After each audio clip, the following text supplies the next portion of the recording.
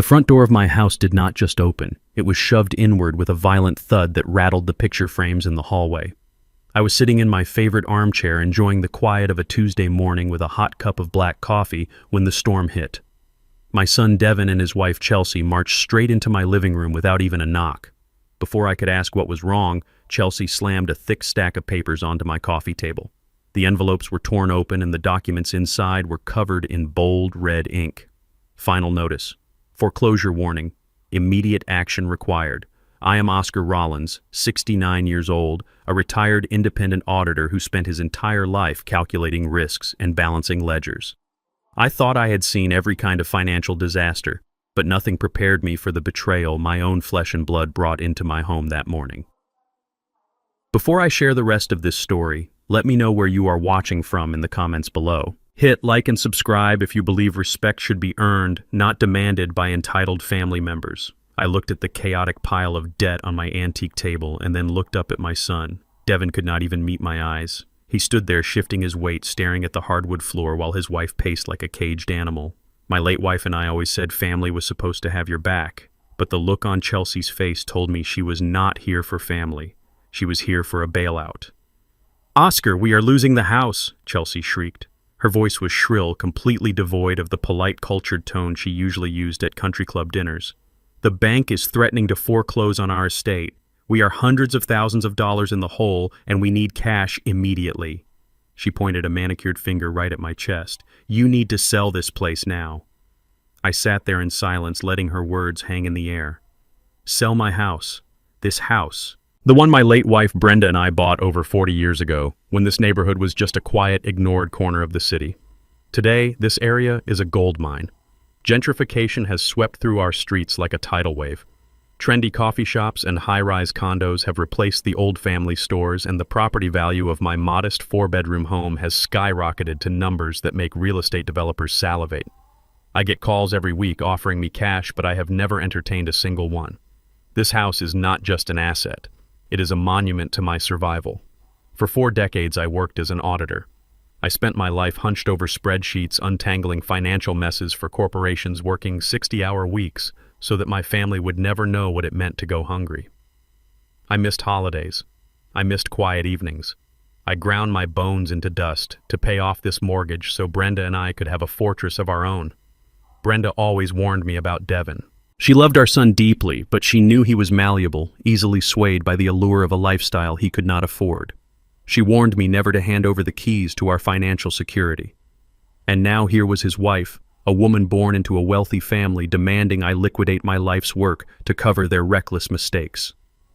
Chelsea kept ranting, her face turning a blotchy red.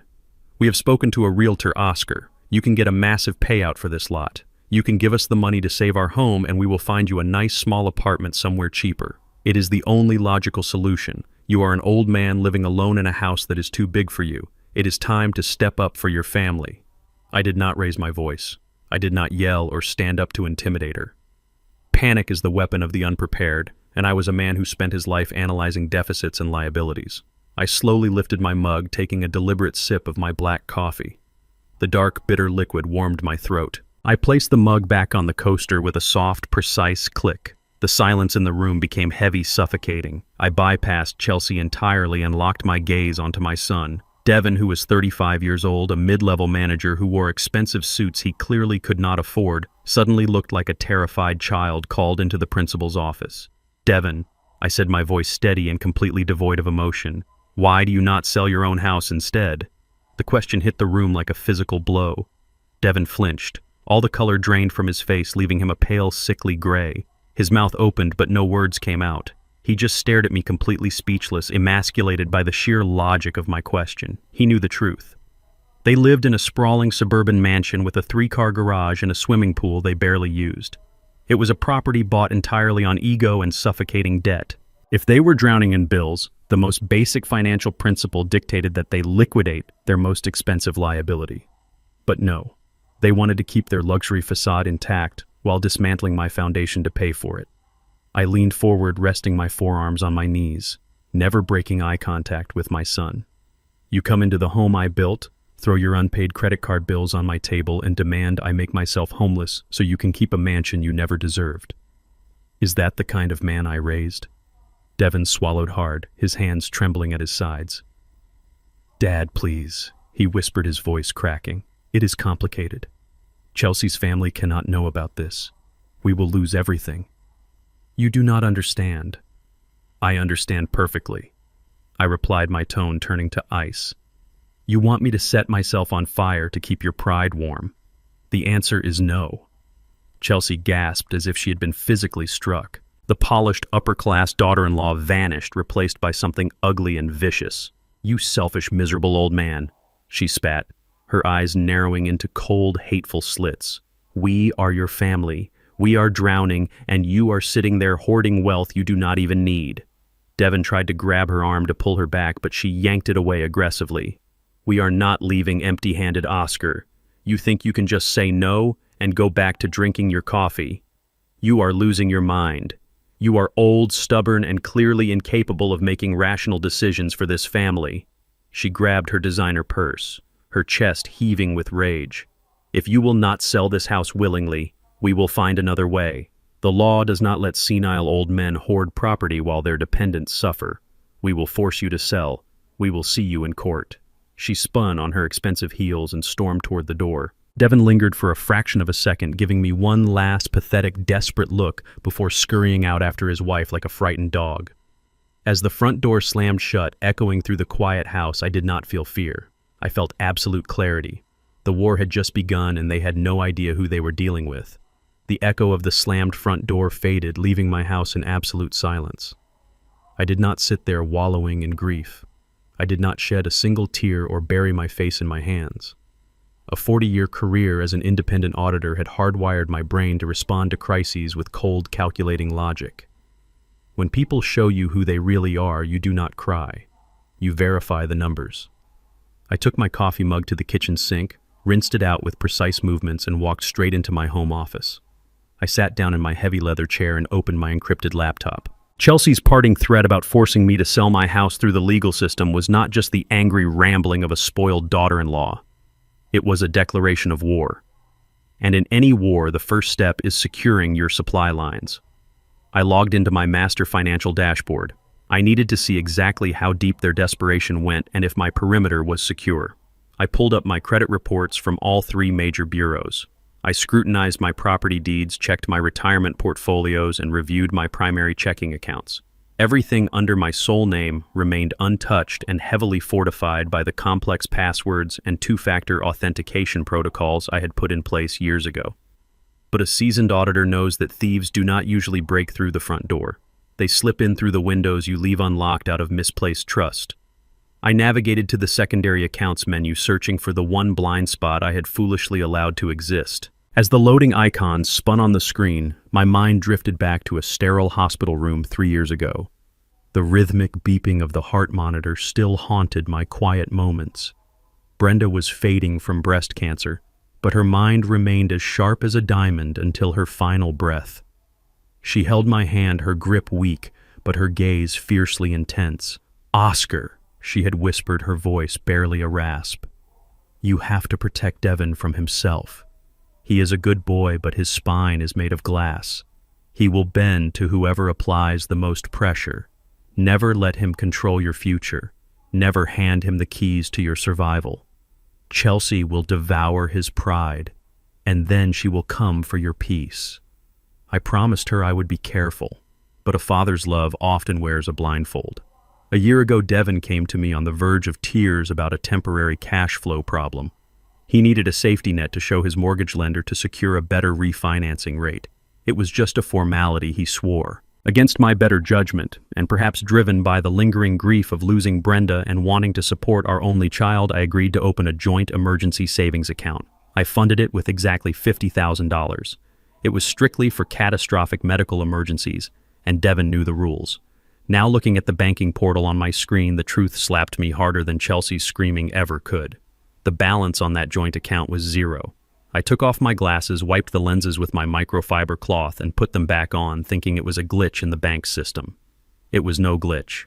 I pulled up the transaction history and followed the digital blood trail. Over the last 6 months, the money had not been withdrawn in one lump sum. It was bled dry through a series of calculated stealthy wire transfers. 5,000 here, 10,000 there, 8,000 just last week. The destination routing numbers did not belong to a mortgage lender. The funds were funneled directly into an external checking account registered solely to Chelsea Rollins. They did not just come to my house today to demand I sell my property. They came here because they had already stolen every liquid cent they could easily get their hands on, and it still was not enough to satisfy their monstrous debt. My own son had been robbing me blind while smiling in my face at Sunday dinners. The cold anger in my chest crystallized into pure, unadulterated focus. There is a specific kind of rage that an auditor feels when they catch a thief in the act. It is not loud, it is methodical, it is ruthless. I picked up my smartphone and dialed the Priority Wealth Management hotline for my bank. After verifying my identity with my security PIN and answering 2 background verification questions, I was connected to a senior account manager named Marcus. "Marcus," I said, my voice dangerously calm and authoritative. "I need to immediately freeze the joint savings account ending in 4721. I also need you to permanently revoke all access privileges and viewing rights for the secondary account holder, Devin Rollins. Following that, initiate a full internal fraud investigation on all wire transfers made to external accounts over the past 6 months." Marcus typed rapidly on his end. The clicking of his keyboard was the only sound on the line for several tense seconds. "Sir, I can certainly freeze the account to prevent any further transactions," Marcus replied smoothly. "However, since the account balance is currently 0, the freeze is merely administrative at this point. As for the fraud investigation, I must inform you of the bank's policy. Because Devin Rollins is a legally listed joint account holder, any transfers he initiated using his own credentials are legally considered authorized transactions. We cannot classify them as fraud if he willingly moved the funds, even if he sent them to his wife." I closed my eyes, cursing my own foolishness. A joint account meant joint ownership. Legally, Devin had the right to drain it even if morally it was pure calculated theft. I knew this law intimately from my career, but experiencing it from the victim's side was a bitter pill to swallow. "I understand the legal technicality regarding the joint funds, Marcus," I replied, keeping my frustration tightly leashed. "Just execute the administrative freeze and remove his name from my banking profile entirely. I want a complete, impenetrable firewall between his financial identity and mine.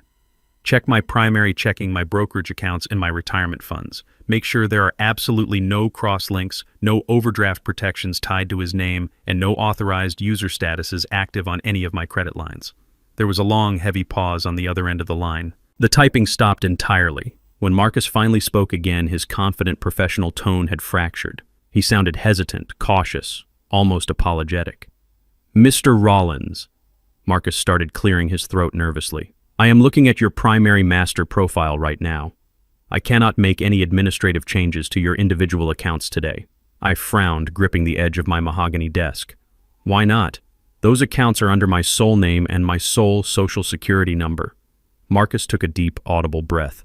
"Sir, a legal hold was placed on your entire financial portfolio less than an hour ago. Our legal department received a formal notice from a family court attorney representing your son, Devin Rollins.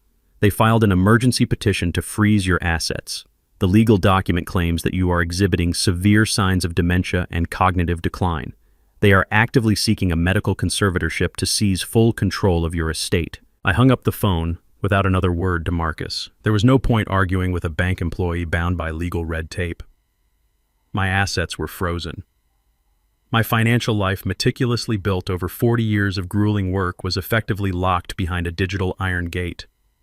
I sat in my silent home office, the weight of my son's betrayal settling over me, not as despair, but as a rigid, hyper-focused clarity.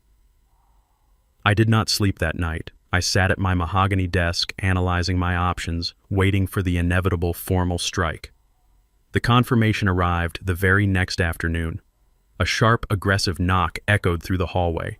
When I opened the front door, a bored-looking process server stood on my porch. He handed me a thick manila envelope, mumbled a standard legal greeting, and walked away before I could even reply. I carried the heavy package back to my desk, sliced it open with a letter opener, and spread the documents out under the glow of my desk lamp. It was a formal summons from the family court. Petition for appointment of probate conservator. Petitioner Devin Rollins. Proposed conservatee Oscar Rollins. I read the allegations with the clinical detachment of an auditor reviewing a fraudulent ledger. They painted a picture of a frail, confused old man who was squandering his assets and posing a danger to his own well-being. They were asking a judge to strip me of my civil rights, my financial autonomy, and my basic human dignity. They wanted the legal authority to sign my name, sell my property, and institutionalize me if they deemed it necessary. The sheer audacity of the paperwork was staggering. I turned to the supporting evidence section knowing full well that a court would not entertain an emergency financial freeze without a medical professional backing the claim. I found Exhibit A, a capacity declaration signed by a physician named Dr. Eris Thorne. I stared at the signature, a bitter realization washing over me. I remembered exactly who Dr. Thorne was. 3 months ago, during a humid July afternoon, I had been pruning the oak trees in the backyard. I had skipped breakfast and pushed myself too hard in the heat. My blood sugar plummeted, and I fainted briefly near the patio. Devin happened to be visiting that day to ask for money.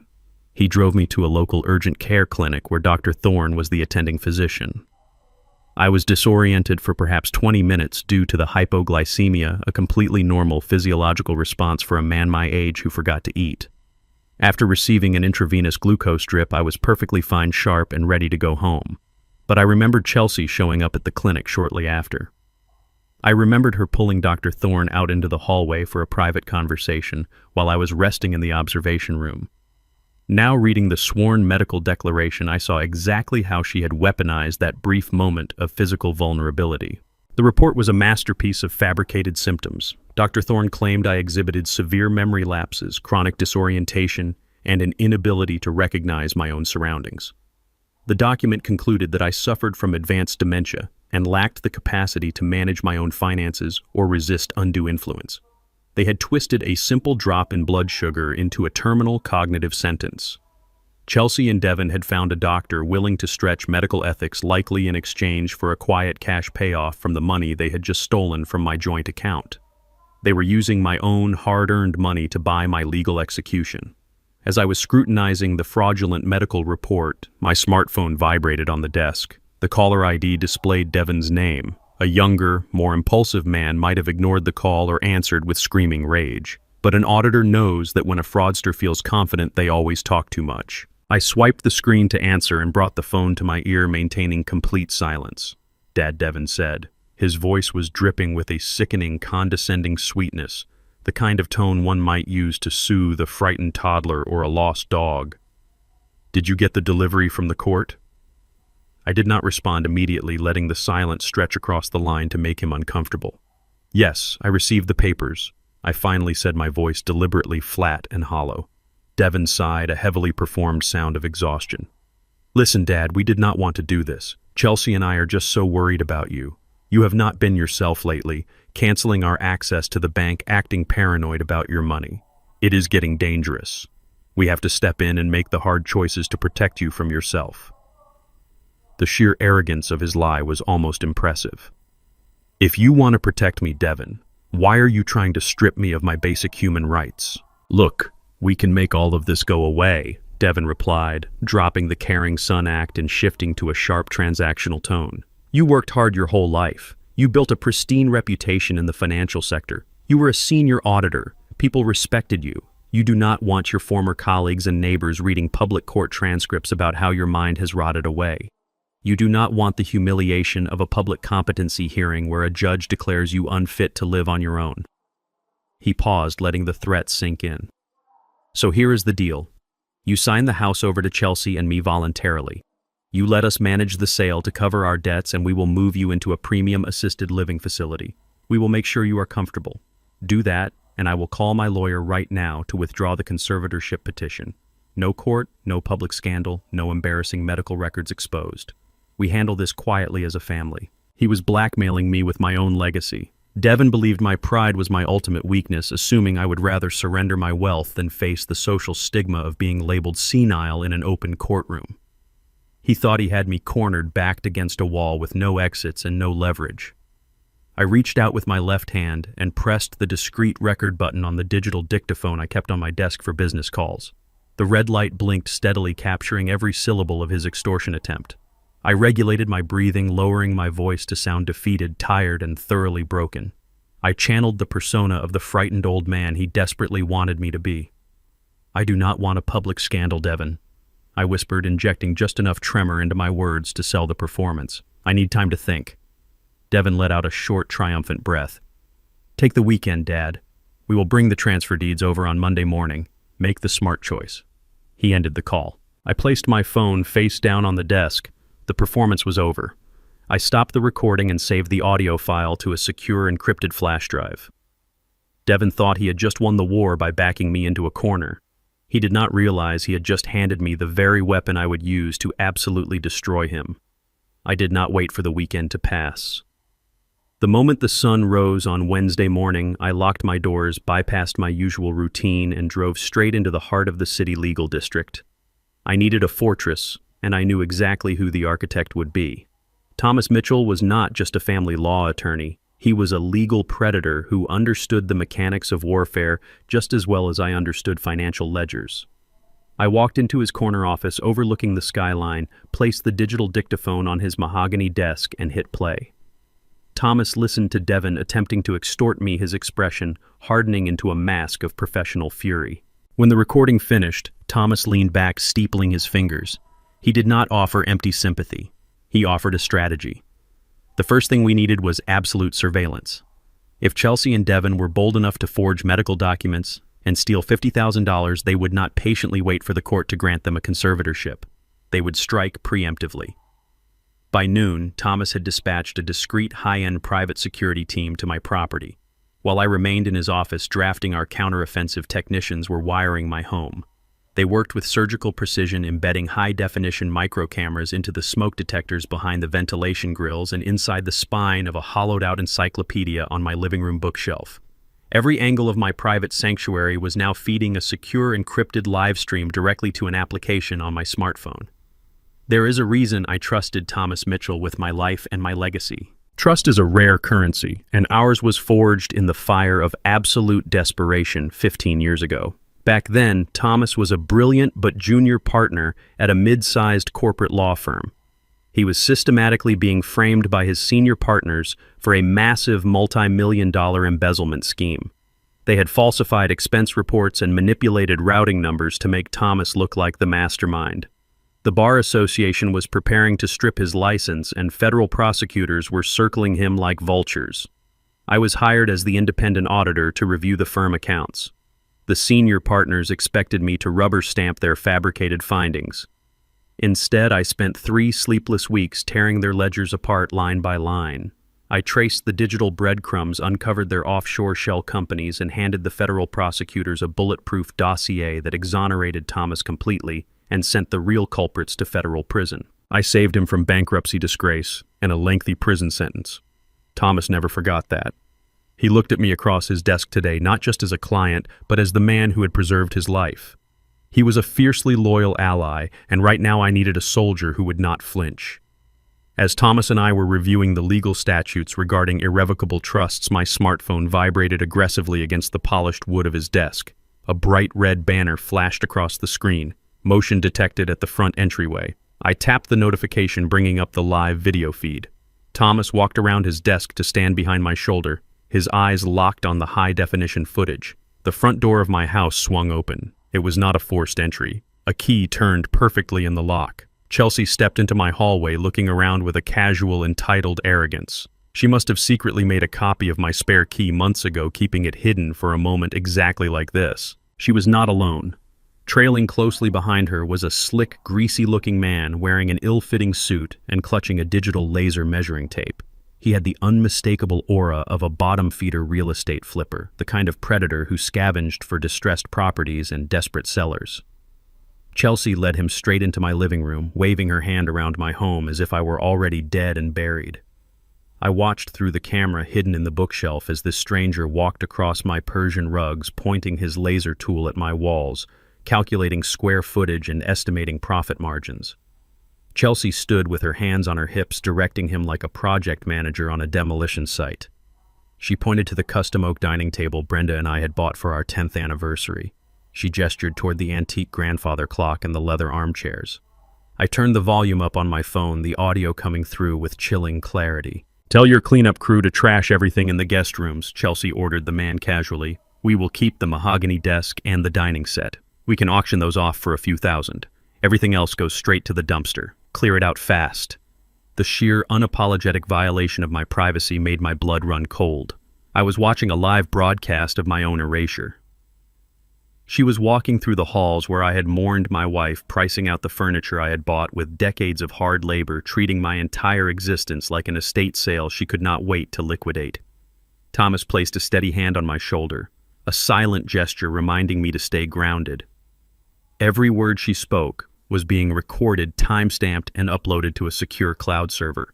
She was willingly handing us the nails for her own coffin. The real estate flipper scribbled some numbers on his clipboard and looked around the immaculate living room. "This is a prime location," he said, his voice dripping with greed. "The lot alone is worth double what you are asking. Are you absolutely certain the owner is ready to vacate? The paperwork needs to be airtight before my investors move a single dollar." Chelsea scoffed, a sharp, ugly sound that echoed through the empty house. She walked right up to the fireplace mantel, stopping mere inches from the decorative clock where one of my hidden cameras was flawlessly concealed. She used the reflection of the glass covering the clock face to check her lipstick, completely unaware that she was staring directly into the lens of her own destruction. She smoothed down her hair, admired her reflection, and smirked.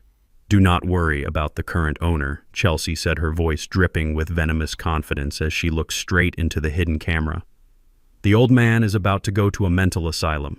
Get the selling papers ready. I want this place listed and gutted by the end of next week." I watched the live feed on my smartphone as Chelsea and her sleazy real estate flipper finally walked out my front door.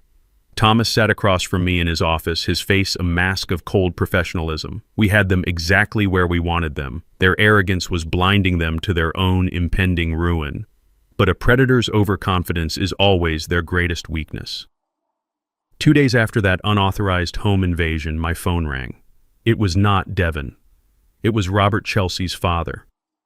He was a man born into generational wealth, the patriarch of an elite, affluent white family who viewed everyone outside their tax bracket as a charity case or a nuisance. He invited me to a private dinner at their sprawling country club estate. He framed it as a casual family get-together to discuss my health and future. I knew exactly what it was. It was a gilded interrogation. It was a psychological pressure campaign designed to bully me into signing away my life. I accepted the invitation immediately, knowing that walking into the enemy camp was the best way to map out their defenses. When I arrived at their gated mansion that Friday evening, Devin and Chelsea were already there, sitting rigidly on expensive velvet sofas. Robert and his wife Diane greeted me with tight, practiced smiles that did not reach their cold eyes.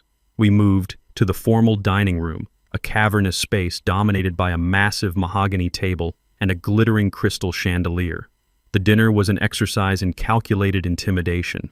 Between courses of dry-aged steak and imported wine, Robert and Diane began their synchronized assault. They spoke to me using the slow, exaggerated tones people use when addressing a toddler or a dementia patient. Robert leaned over his plate, swirling his expensive wine, and suggested that living alone in my gentrifying neighborhood was simply too dangerous for a man of my advanced age. Diane chimed in, claiming she had found a premier luxury assisted living facility that would cater perfectly to my declining cognitive needs. They painted the nursing home not as a forced confinement, but as a lavish retreat I should be eternally grateful to accept.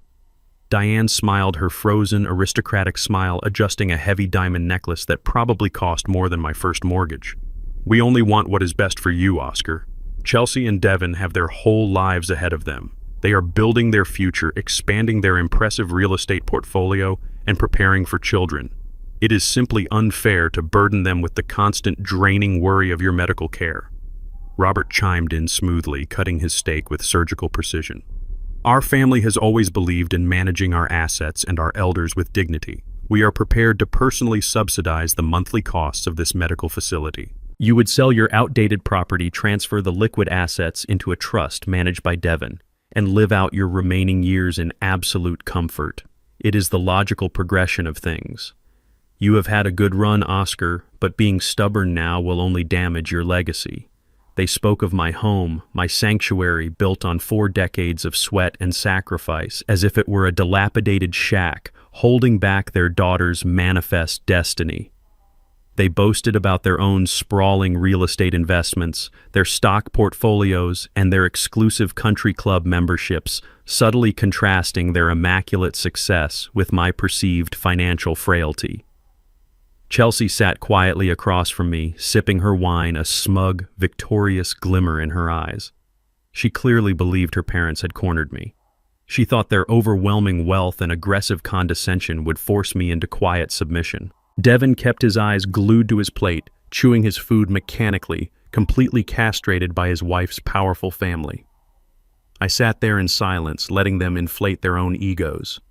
I chewed my steak, savoring the rich flavor, and allowed them to lay out their entire patronizing narrative. I realized then that Robert and Diane genuinely believed the lie. They thought I was a broke, confused, stubborn old man clinging to bricks and mortar out of senile sentimentality. They actually believed Devon and Chelsea were flourishing, successful young professionals unfairly burdened by a sick father. I finished my bite, wiped my mouth meticulously with the linen napkin, and placed my silverware parallel on the porcelain plate.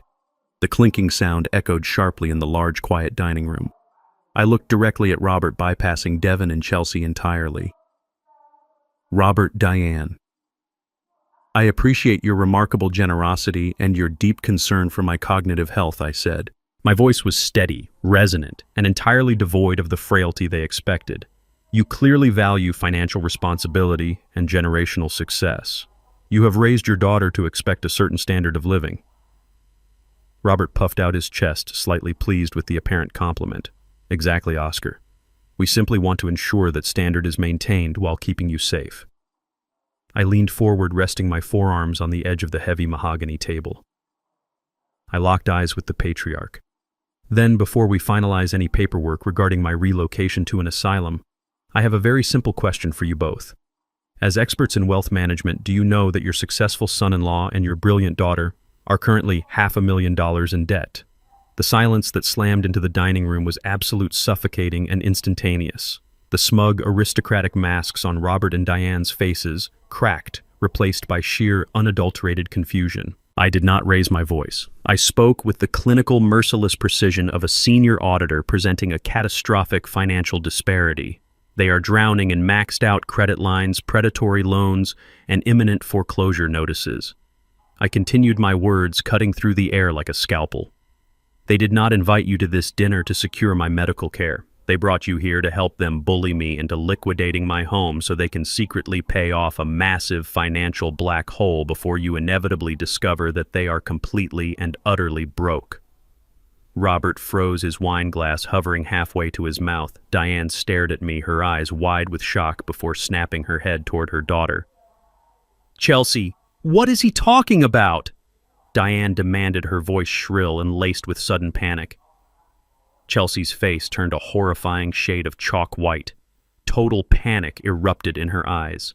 She stood up so violently that her knees slammed into the underside of the heavy table. Her hand struck her full glass of red wine, sending it crashing across the table. The dark red liquid exploded over the pristine white tablecloth, looking like fresh blood, shattering the crystal and dripping onto her mother's expensive dress. "Shut up," Chelsea screamed at me, her voice cracking with pure hysteria. "He is lying. He is insane. Do not listen to him." Devon looked like he was going to vomit right there on the Persian rug. He buried his face in his hands, trembling uncontrollably. I sat back in my chair, completely untouched by the spilled wine and the exploding chaos. I looked at Chelsea's terrified, desperate face, and a profound realization clicked into place.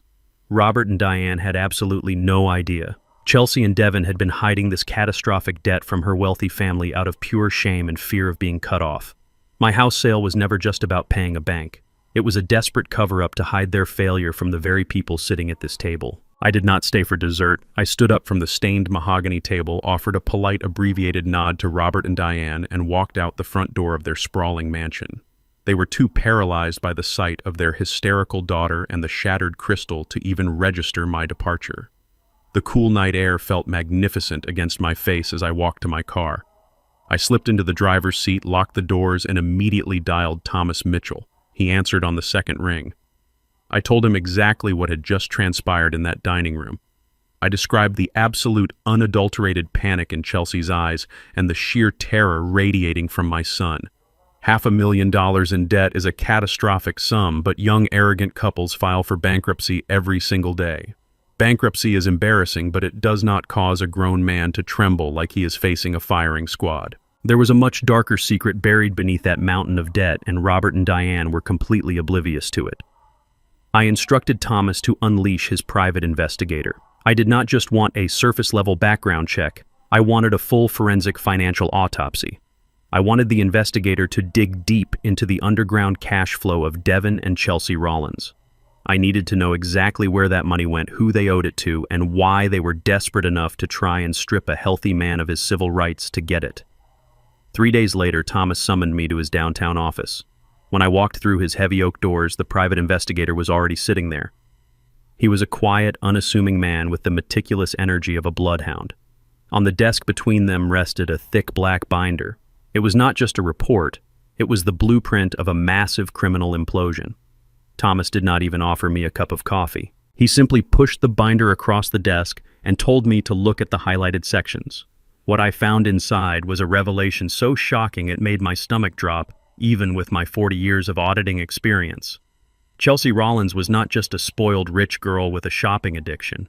She was a degenerate high-stakes gambler. The investigator had tracked her movements over the past 2 years to a series of underground illegal VIP casinos operating behind the facades of luxury private clubs in the city. She had developed a catastrophic addiction to high-stakes baccarat and offshore sports betting syndicates. The designer bags and luxury vacations were just a smokescreen to maintain her socialite image while she was hemorrhaging hundreds of thousands of dollars at the poker tables.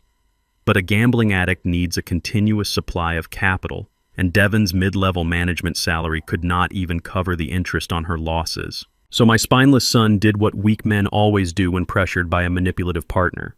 He crossed the line from incompetence into outright criminality. Devin worked within the acquisitions department of Robert's massive real estate development firm. The investigator had managed to pull digital footprints showing a sophisticated yet ultimately traceable pattern of embezzlement. Devin had been cooking his own father-in-law's books.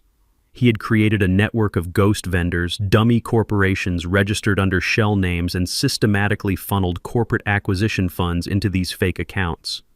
He was approving fraudulent invoices, signing off on fake consulting fees, and routing the stolen corporate cash directly into Chelsea's gambling accounts to keep the underground debt collectors away from their front door. My son was not just a bad financial planner. He was an active corporate embezzler, stealing from the very family that had given him his status. As I read through the financial forensics, the entire puzzle clicked into place with terrifying mathematical precision. Every confusing action they had taken over the last few months suddenly made perfect, malicious sense. I am an auditor. I know exactly how corporate fiscal calendars work. Robert's real estate firm was massive, which meant they were legally required to undergo an annual independent external audit. The investigator's notes confirmed that the firm's end-of-year corporate audit was scheduled to begin in exactly 1 month. When those external auditors arrived, they would perform routine vendor reconciliation. They would easily flag the dummy corporations Devin had created. They would follow the wire transfers, and the missing $500,000 would trigger an immediate federal investigation. This was never about paying off credit cards or keeping up appearances at the country club. This was a desperate ticking time bomb. If Devin could not replace the stolen corporate funds before the audit commenced next month, Robert would discover the embezzlement. Robert was a proud, ruthless businessman. He would not hesitate to hand his own son-in-law over to the federal authorities to protect his company's reputation.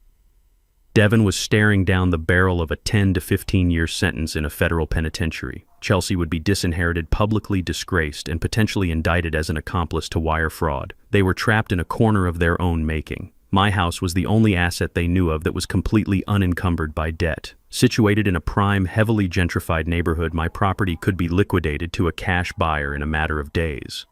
It was the perfect massive cash injection they needed to silently refund the stolen corporate accounts before the auditors arrived.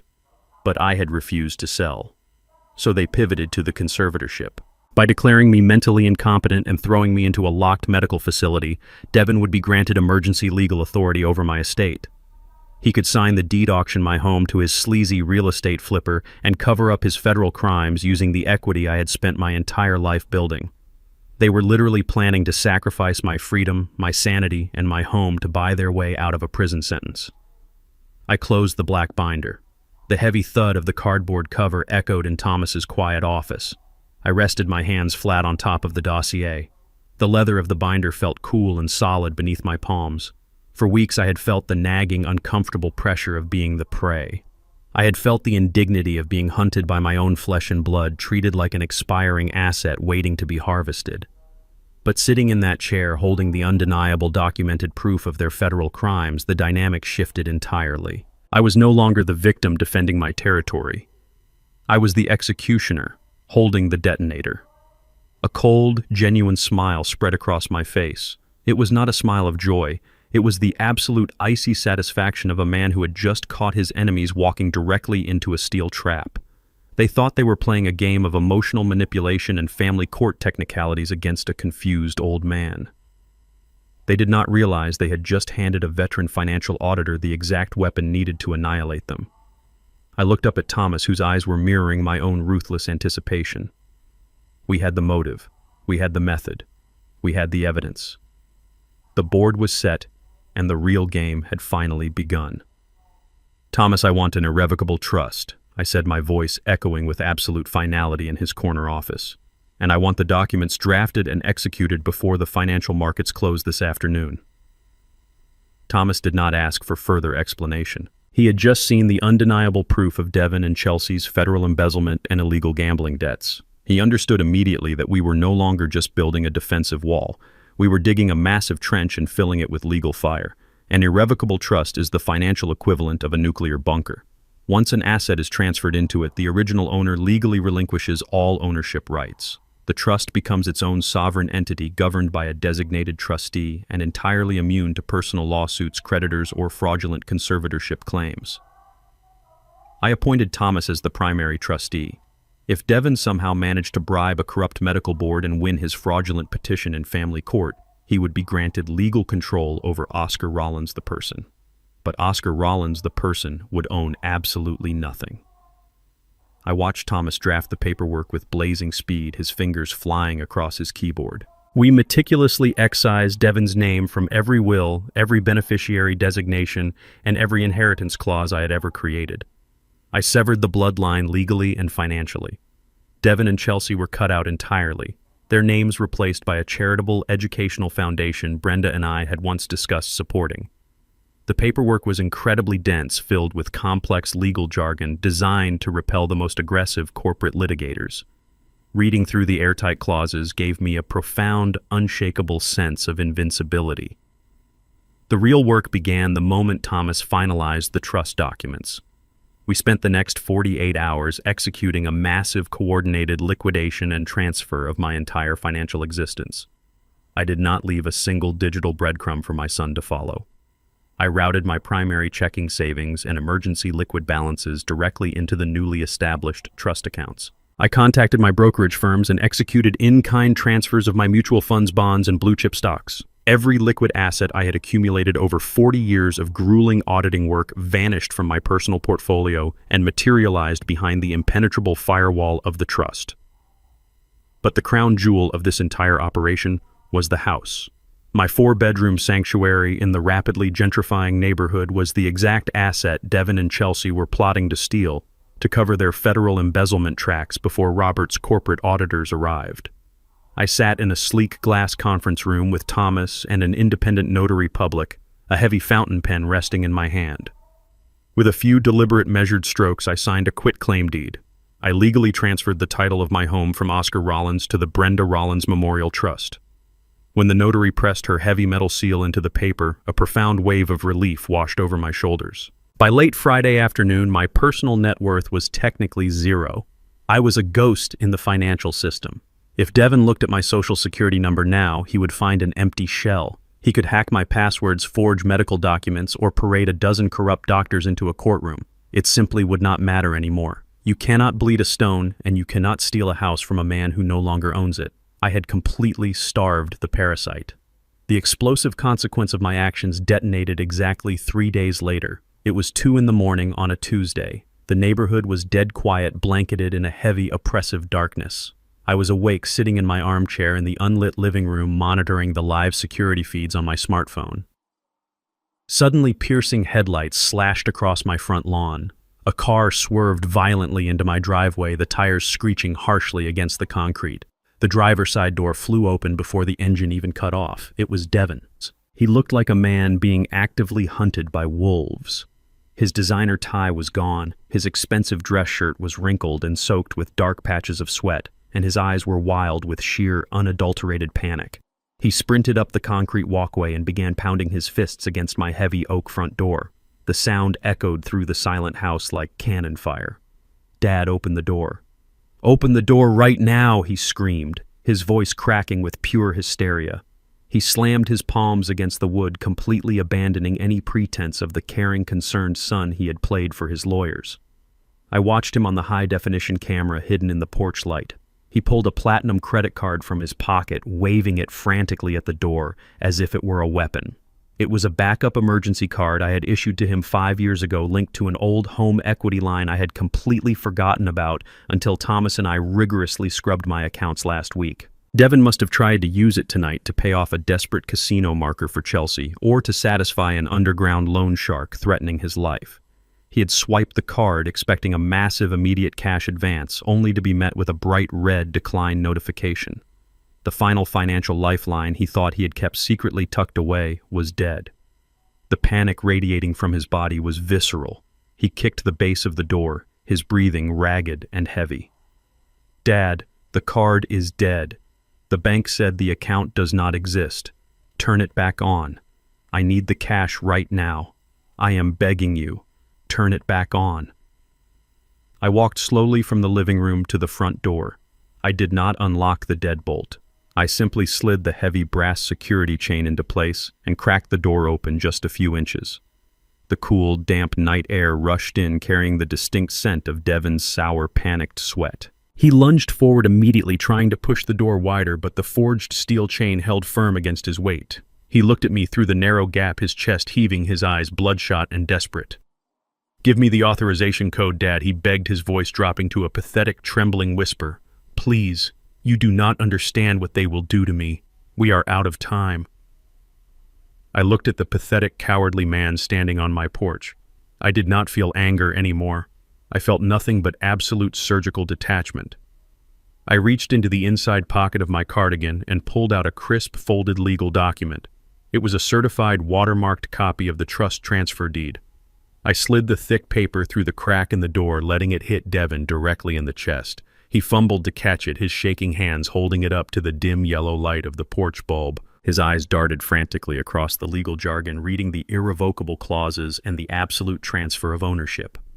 I stared into his terrified, widened eyes, delivering the final blow with chilling precision.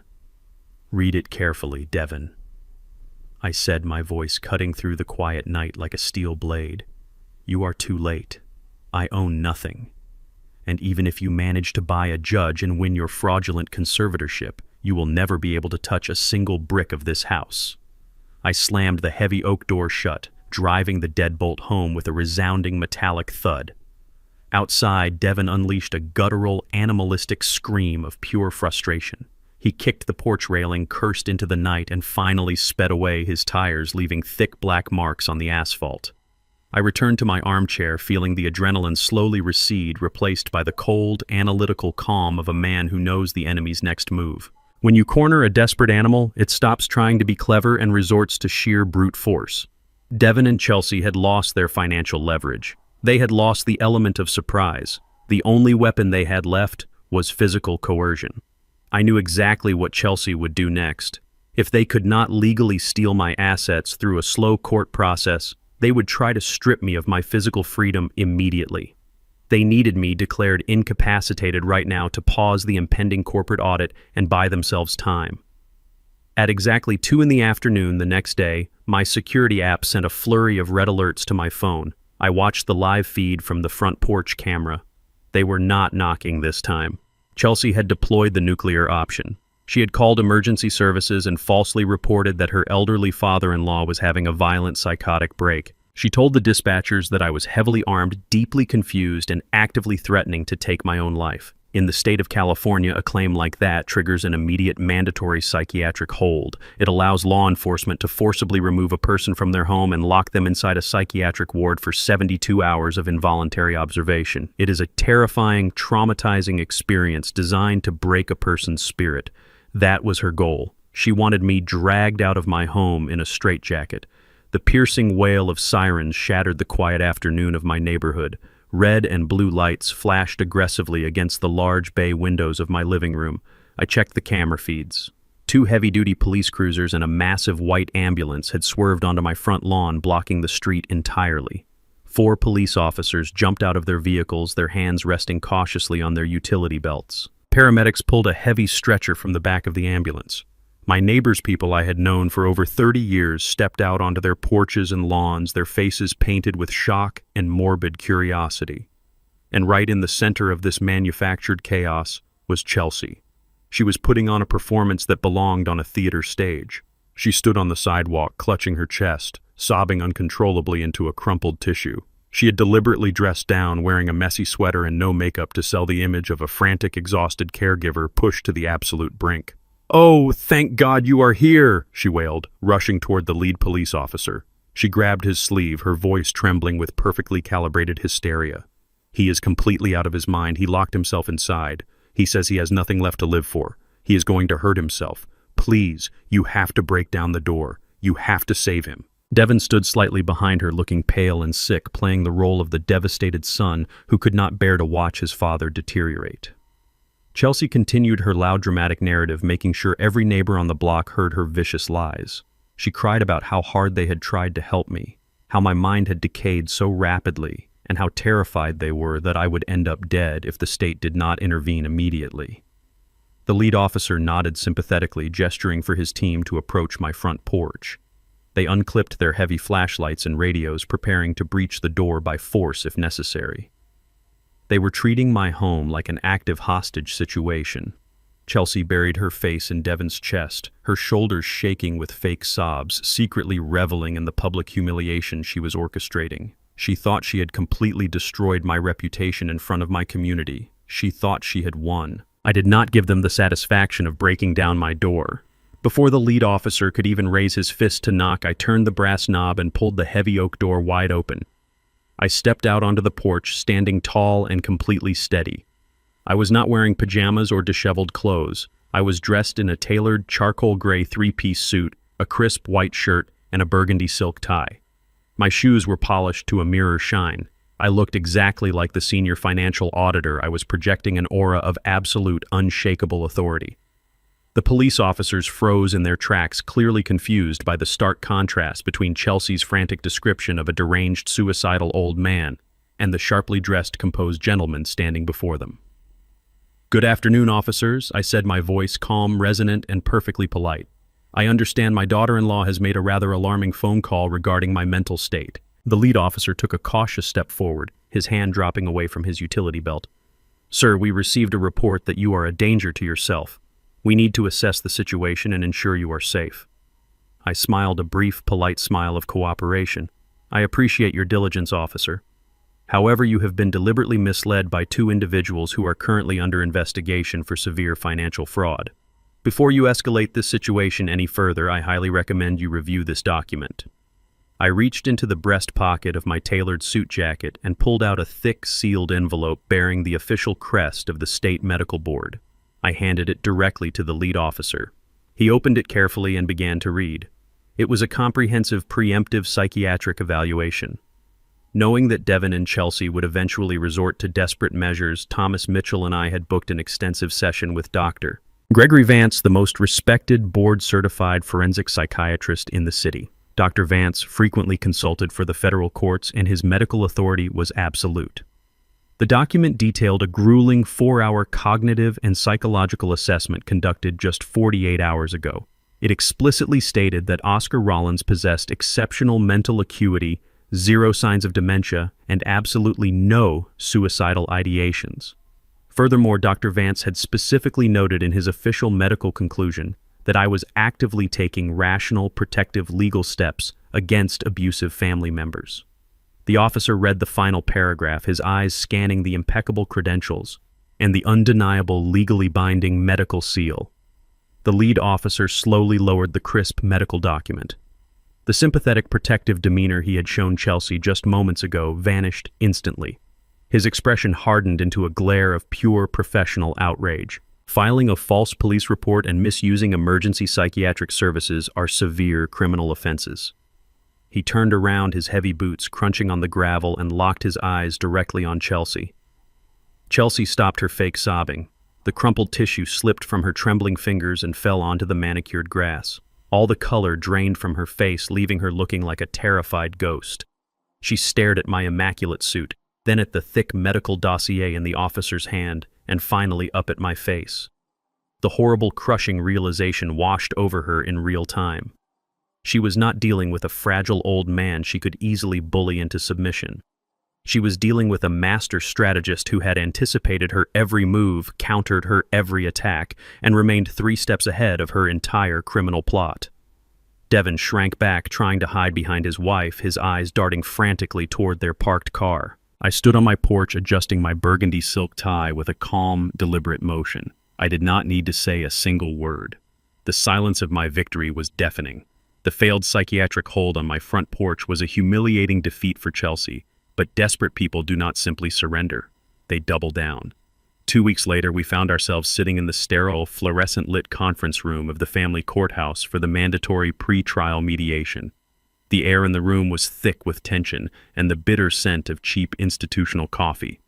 Across the polished mahogany table sat Devon, refusing to make eye contact, and Chelsea, who was vibrating with a toxic nervous energy. Flanking them was their legal counsel, a high-priced, aggressive bulldog of a lawyer named Sterling. Sterling did not waste any time with pleasantries. He unclasped his heavy leather briefcase and aggressively slammed a thick stack of documents onto the center of the table. He intended to dominate the room through sheer intimidation. He laid out the fabricated medical records signed by their bribed doctor, painting a grim, entirely fictional picture of my cognitive decline. Then he presented the financial statements. With practiced theatricality, Sterling pointed to the $50,000 that had been drained from my joint account, miraculously spinning Devon's outright theft into evidence of my own reckless, dementia-driven spending. He argued that I was hemorrhaging cash, making erratic financial choices, and presenting an immediate danger to my own estate.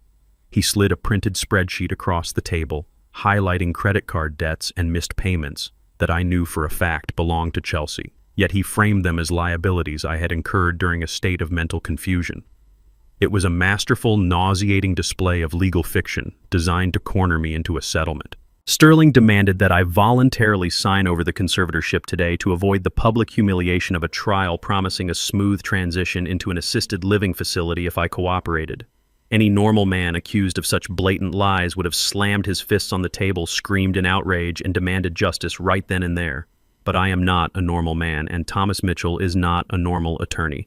We are hunters, and in that mediation room we were perfectly content to play the wounded prey. I slouched slightly in my chair, allowing my shoulders to drop, projecting the image of a tired, defeated elder who was crumbling under the weight of the legal assault. Thomas played his part flawlessly. Instead of immediately detonating our nuclear evidence, the pristine psychiatric evaluation from Dr. Vance, the forensic audit of Devon's corporate embezzlement, or the irrevocable trust documents, Thomas simply offered mild procedural pushback. He asked mundane questions about the dates on the medical forms and requested minor clarifications on the bank statements. He mounted a defense so weak and uninspired that it practically invited Sterling to attack harder. Thomas deliberately fumbled through a few files, pretending to be overwhelmed by the sheer volume of Sterling's fabricated evidence. I watched the transformation across the table. Devon visibly relaxed, his tense posture melting into a posture of profound relief. He actually believed we had nothing. He thought his father was truly beaten. Chelsea leaned back in her chair, a smug, victorious smile spreading across her face. They thought my silence was surrender. They thought Thomas's lackluster defense meant we were legally outgunned and preparing to capitulate. The mediator, an exhausted woman who had clearly seen too many families tear each other apart over money, sighed heavily. Since we offered no substantial counter-evidence to Sterling's aggressive claims, she formally noted that mediation had failed, and the case would proceed to a formal evidentiary hearing in front of a judge. By holding our cards close to our chest, we had given Devon and Chelsea exactly what they wanted: enough rope to hang themselves in a public courtroom. An auditor knows that you never interrupt a fraudster while they are building their own gallows. You simply nod, take notes, and wait for the audit day. As the mediation concluded, the lawyers lingered behind in the conference room to sign the procedural dismissal forms. I stepped out into the echoing marble-floored hallway of the courthouse, buttoning my suit jacket. I had barely taken 5 steps toward the elevators when I heard the sharp, rapid clicking of designer heels behind me.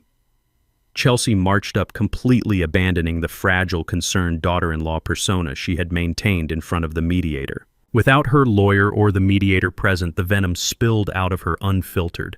She stepped directly into my personal space, her eyes gleaming with a malicious, unrestrained arrogance. "You are completely out of your depth, Oscar," she sneered, her voice a harsh, mocking whisper echoing off the marble walls. "Your lawyer is an absolute joke. You have no defense, and you know it. We are going to walk into that courtroom next week and strip you of every single asset you possess." She crossed her arms, looking me up and down with utter disgust. "I hope you took a good look at your house this morning, because you will not be returning to it. I already have contractors lined up to rip out those hideous carpets and tear down that outdated kitchen your wife loved so much. We are going to gut the place, flip it to the highest bidder, and I am going to personally pick out the cheapest, most depressing room in a state-run nursing home for you to rot in. You played a stupid game, old man, and now you are going to lose everything." She was practically vibrating with triumph, entirely intoxicated by her own perceived brilliance. She truly believed that because I had remained silent in that room, I had been conquered. She thought she had outsmarted a man who had spent 40 years dismantling corporate criminals, far more intelligent than a gambling addict playing with stolen money. I did not raise my voice. I did not flinch, and I certainly did not break eye contact. I looked at the flushed, arrogant face of the woman who was unknowingly standing on the trapdoor of her own destruction. I leaned in slightly, closing the distance between us, and spoke with a terrifying, ice-cold calmness. "Make sure you invite your parents to the official court hearing next week, Chelsea." I paused, letting the silence stretch for a fraction of a second to ensure the weight of my words landed perfectly on her ears. "They will absolutely love the show." I did not wait for her response.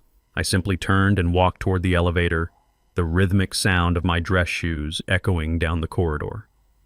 As the brass doors slid open, I glanced back one final time.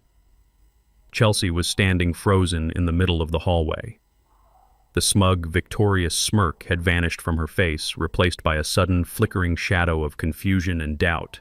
She tried to brush it off, shaking her head as she turned away, but the seed of terror had been planted. The countdown to her absolute ruin had officially begun. The heavy oak doors of the courtroom swung open exactly 1 week later, and the chilling reality of my warning finally materialized. I walked down the center aisle with Thomas Mitchell by my side, our footsteps echoing against the polished marble floors. The courtroom was an imposing theater of justice, wood-paneled and severe, designed to intimidate those who had something to hide. I had nothing to hide. I took my seat at the defense table, adjusting the cuffs of my tailored navy suit, and cast a deliberate glance across the aisle. Devon and Chelsea were already seated at the plaintiff table, flanked by their aggressive bulldog of a lawyer, Sterling.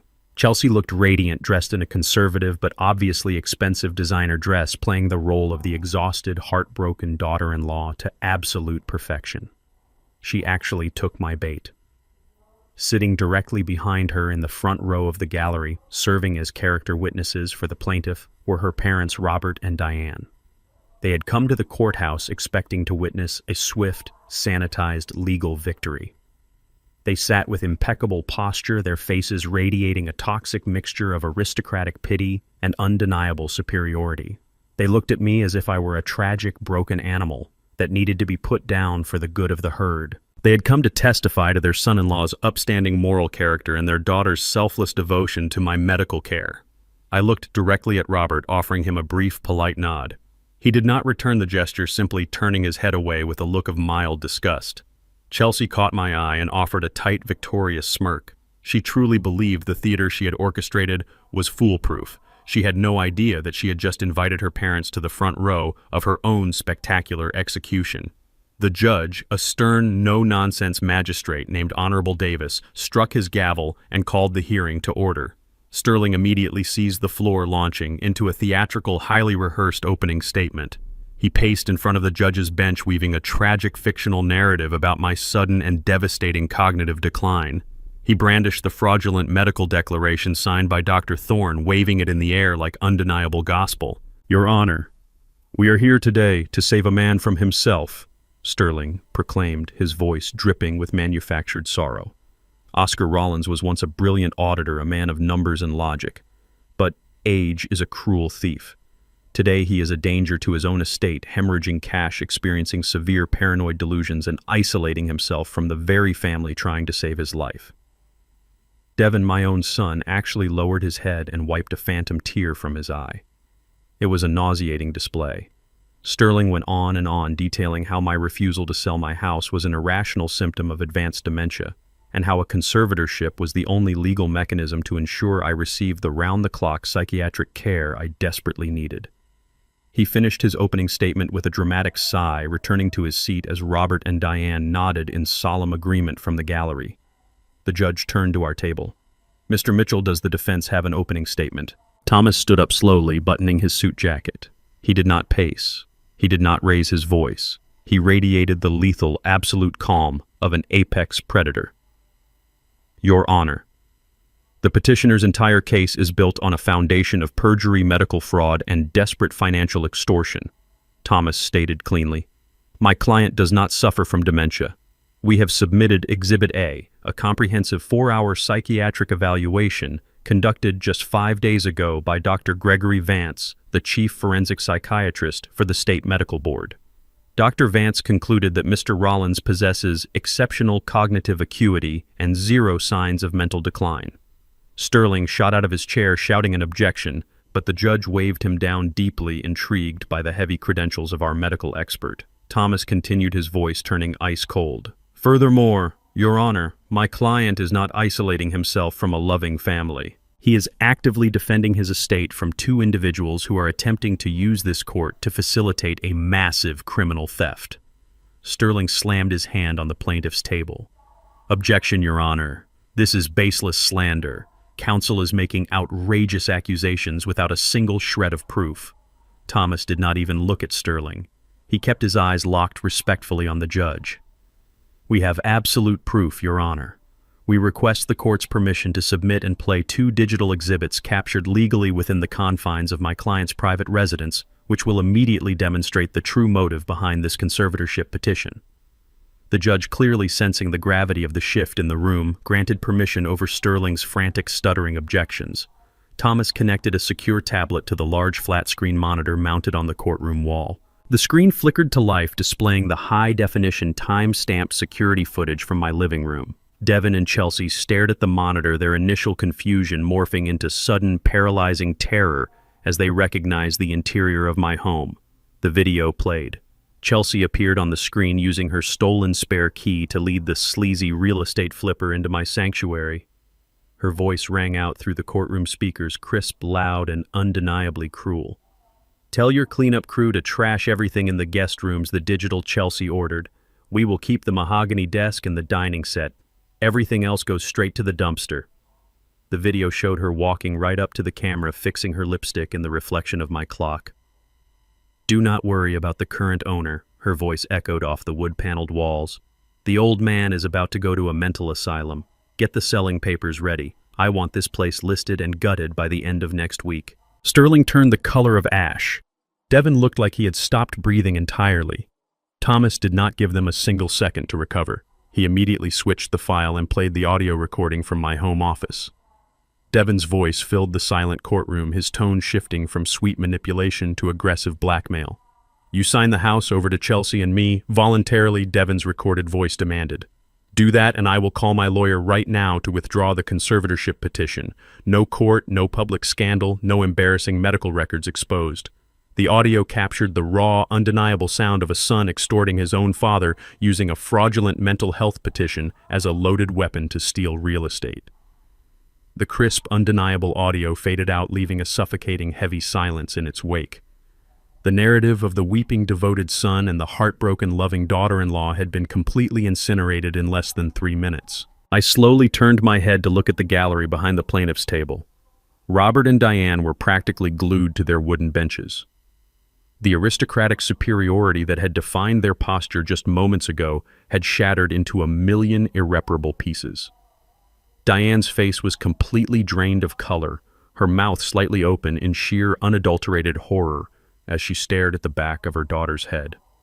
Robert looked as if he had just been physically struck. His chest heaved with rapid, shallow breaths. He was a ruthless businessman who prided himself on control, and he had just realized that he had been dragged into a public courtroom to serve as a character witness for a malicious extortionist plot orchestrated by his own flesh and blood. Chelsea did not dare turn around to look at her parents. She sat frozen, her manicured hands trembling violently on the defense table. The smug, victorious smirk was gone forever. The trap had snapped entirely shut, and the teeth had bitten straight through to the bone. The silence in the courtroom was already suffocating, but Thomas Mitchell had no intention of letting them breathe. He tapped his tablet again, shifting the screen from the security footage to a complex, color-coded financial flowchart. Sterling jumped up, his face purple with rage, yelling that financial records were completely irrelevant to a medical competency hearing. The judge slammed his gavel, demanding Sterling sit down, stating firmly that motive is absolutely relevant when elder fraud is alleged. Thomas walked the court through the forensic autopsy of Devon and Chelsea's lives. He pointed to the massive withdrawals from my joint account, but that was merely the appetizer.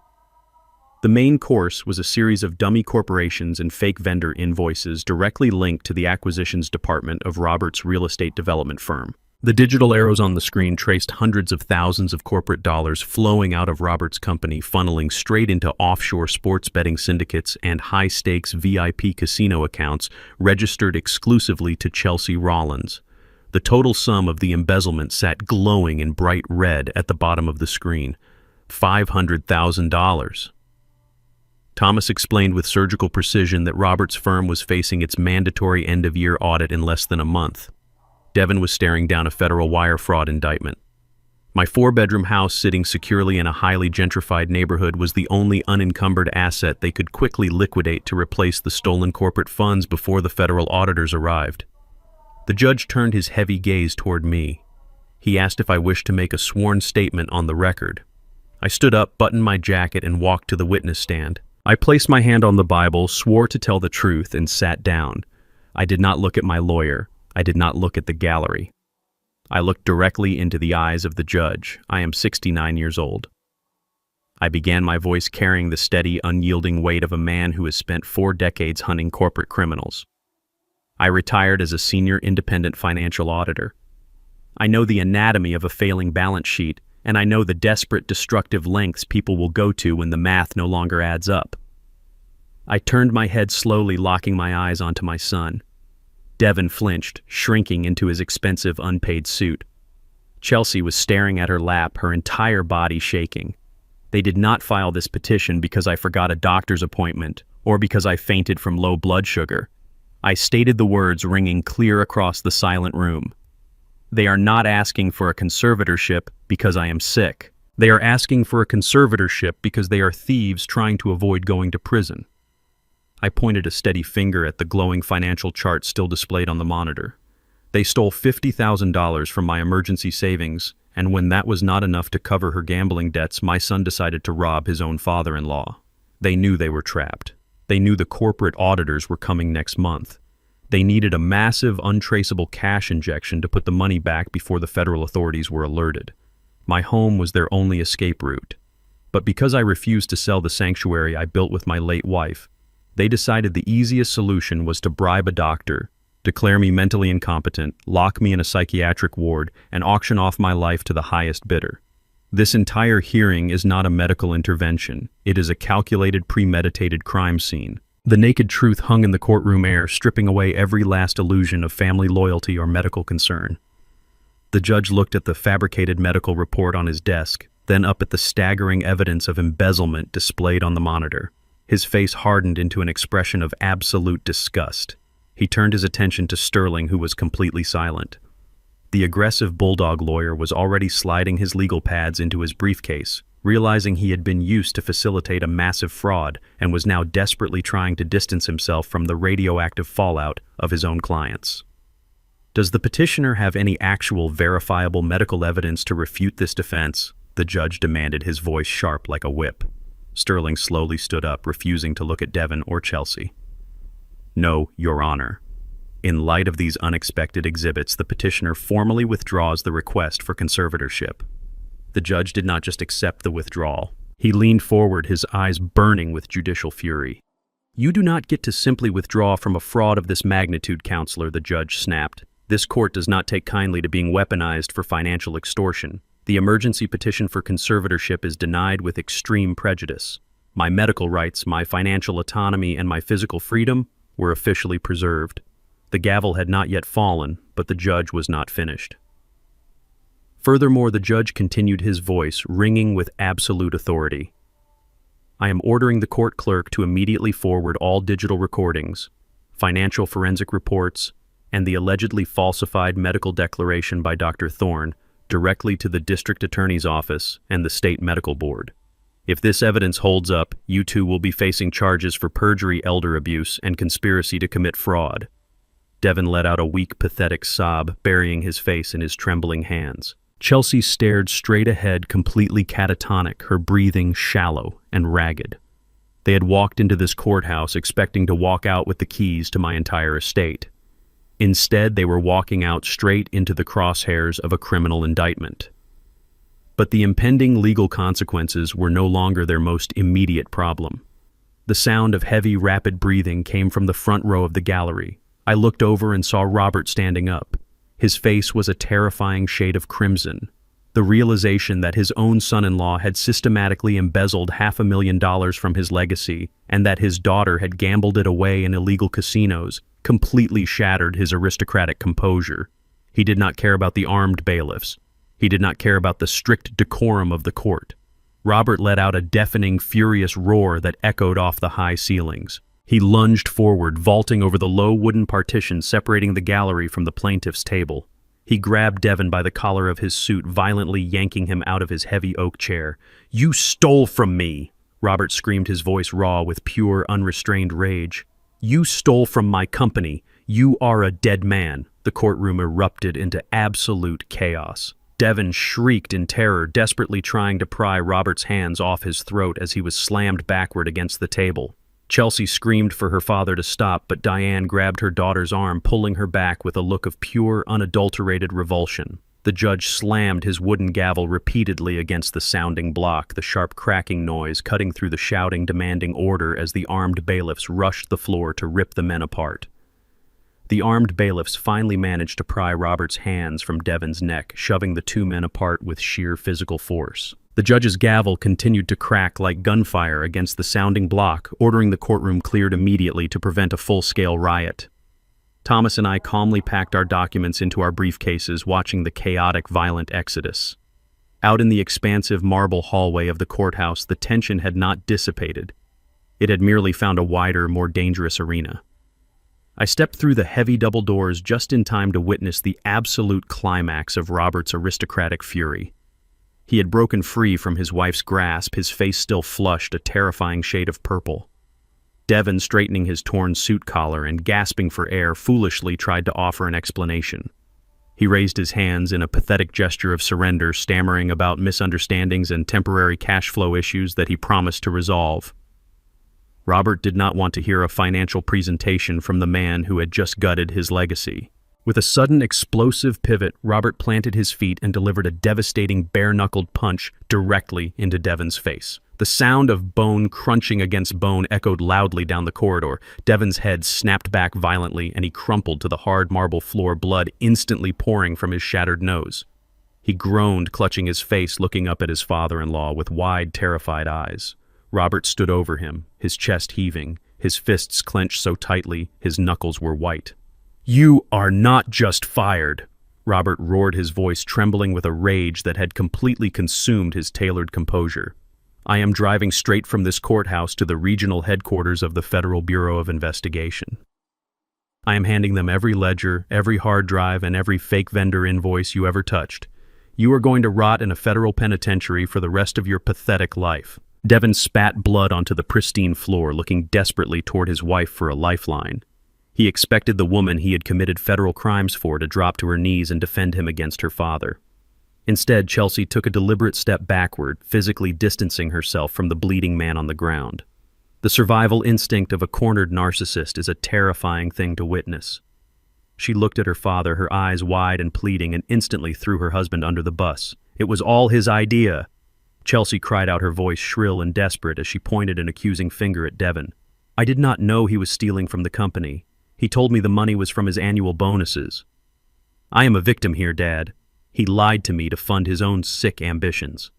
Devon stared at her, the shock of her absolute betrayal momentarily overriding the physical pain of his broken nose. He scrambled to his feet, wiping the blood from his mouth, his own survival instincts finally kicking in.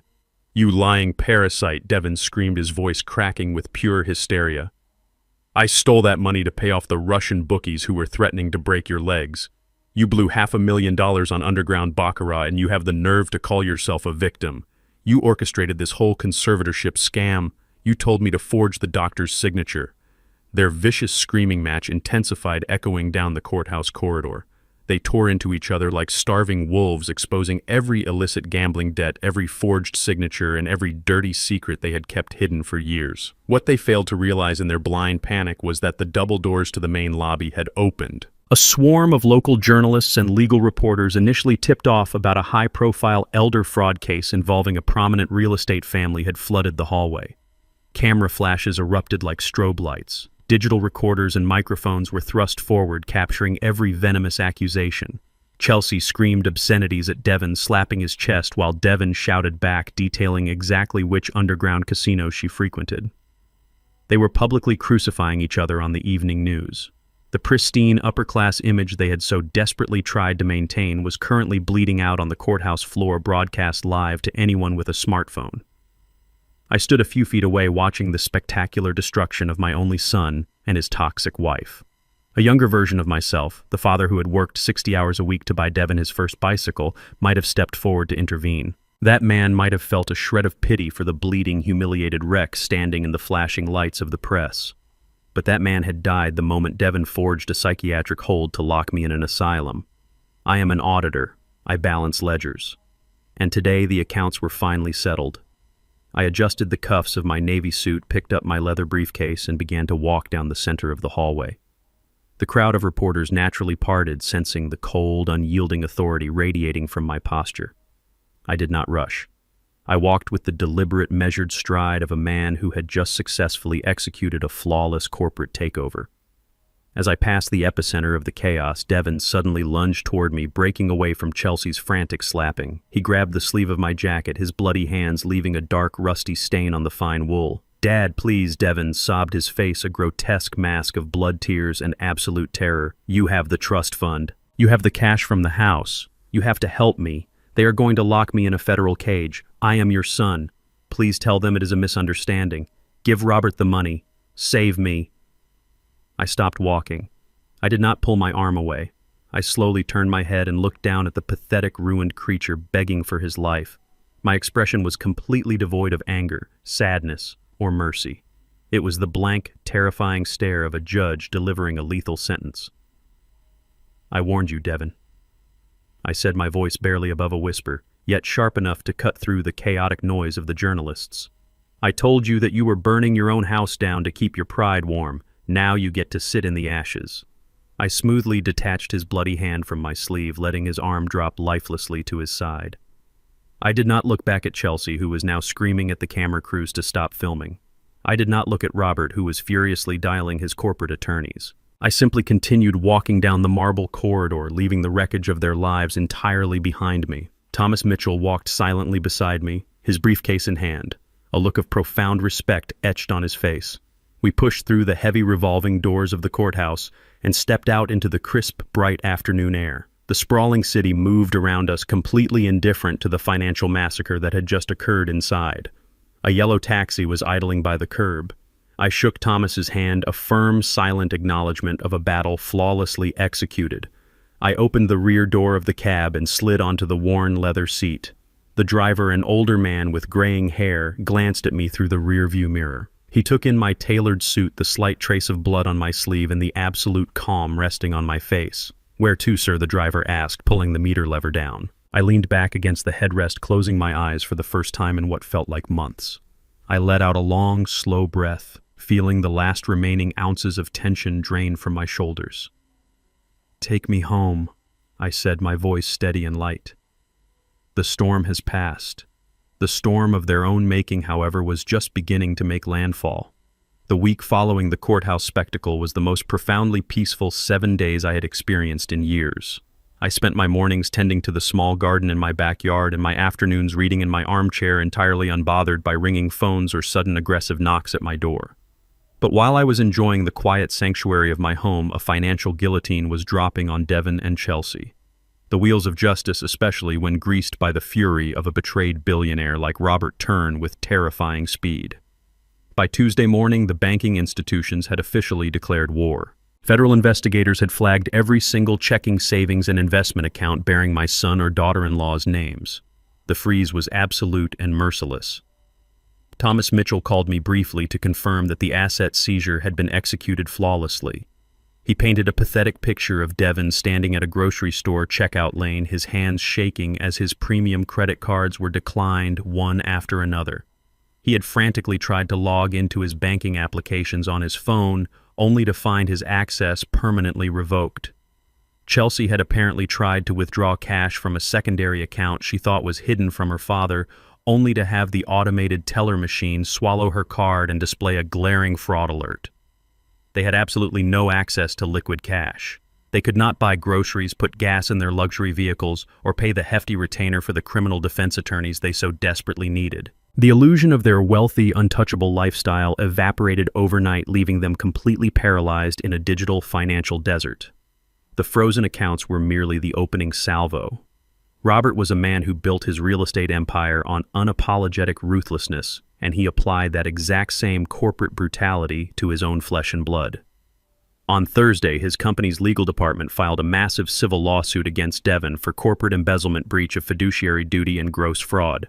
The lawsuit demanded immediate restitution of the stolen $500,000 plus massive punitive damages.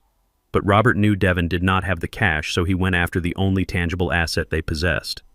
Their sprawling suburban mansion, the very house they had desperately tried to save by sacrificing mine, became the primary target of asset recovery. Because Devon had fraudulently used corporate funds to pay down portions of their massive mortgage, the federal authorities and the bank had the legal right to seize the property as the proceeds of a criminal enterprise.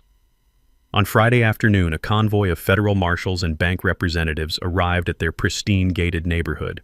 There was no polite knocking or time for negotiation. The authorities gave them exactly 1 hour to gather their essential personal belongings. I did not need to be there to envision the scene. My private investigator, whom Thomas had kept on retainer to monitor the fallout, sent me a detailed step-by-step report. Chelsea had screamed at the federal agents clutching her designer handbags, demanding they call her father to stop the madness. The agents simply handed her the foreclosure notice and escorted her off the manicured lawn.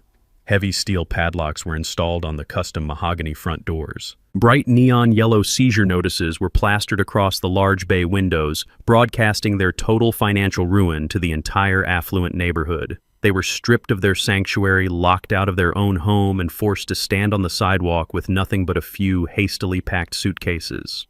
The poetic justice was undeniable.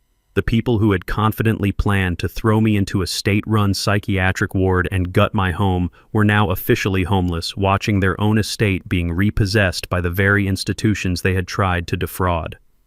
The collapse accelerated into a complete freefall. Devon was formally terminated from Robert's real estate firm, his corporate access badges deactivated, and his professional reputation permanently incinerated. No company in the country would ever hire an auditor or financial manager who was actively under federal investigation for embezzling $500,000. Realizing the walls were closing in rapidly, Devon allegedly made a desperate attempt to flee. According to the investigators' final report, Devon had purchased a one-way ticket to a country without an extradition treaty using the last remaining cash he had hidden in his office desk. But Robert had anticipated the cowardice. The federal authorities had already placed Devon on a strict no-fly list and flagged his passport. When he arrived at the international terminal, customs agents pulled him out of the security line, confiscated his travel documents, and informed him that any further attempt to leave the state would result in immediate incarceration. He was trapped. Chelsea, completely abandoning her husband to his fate, tried to crawl back to the very family she had humiliated. She took a cab directly to her parents' country club estate, expecting her mother's maternal instinct to override her father's fury. She expected a warm bed, a hot meal, and a team of high-priced lawyers to shield her from the consequences of her gambling addiction.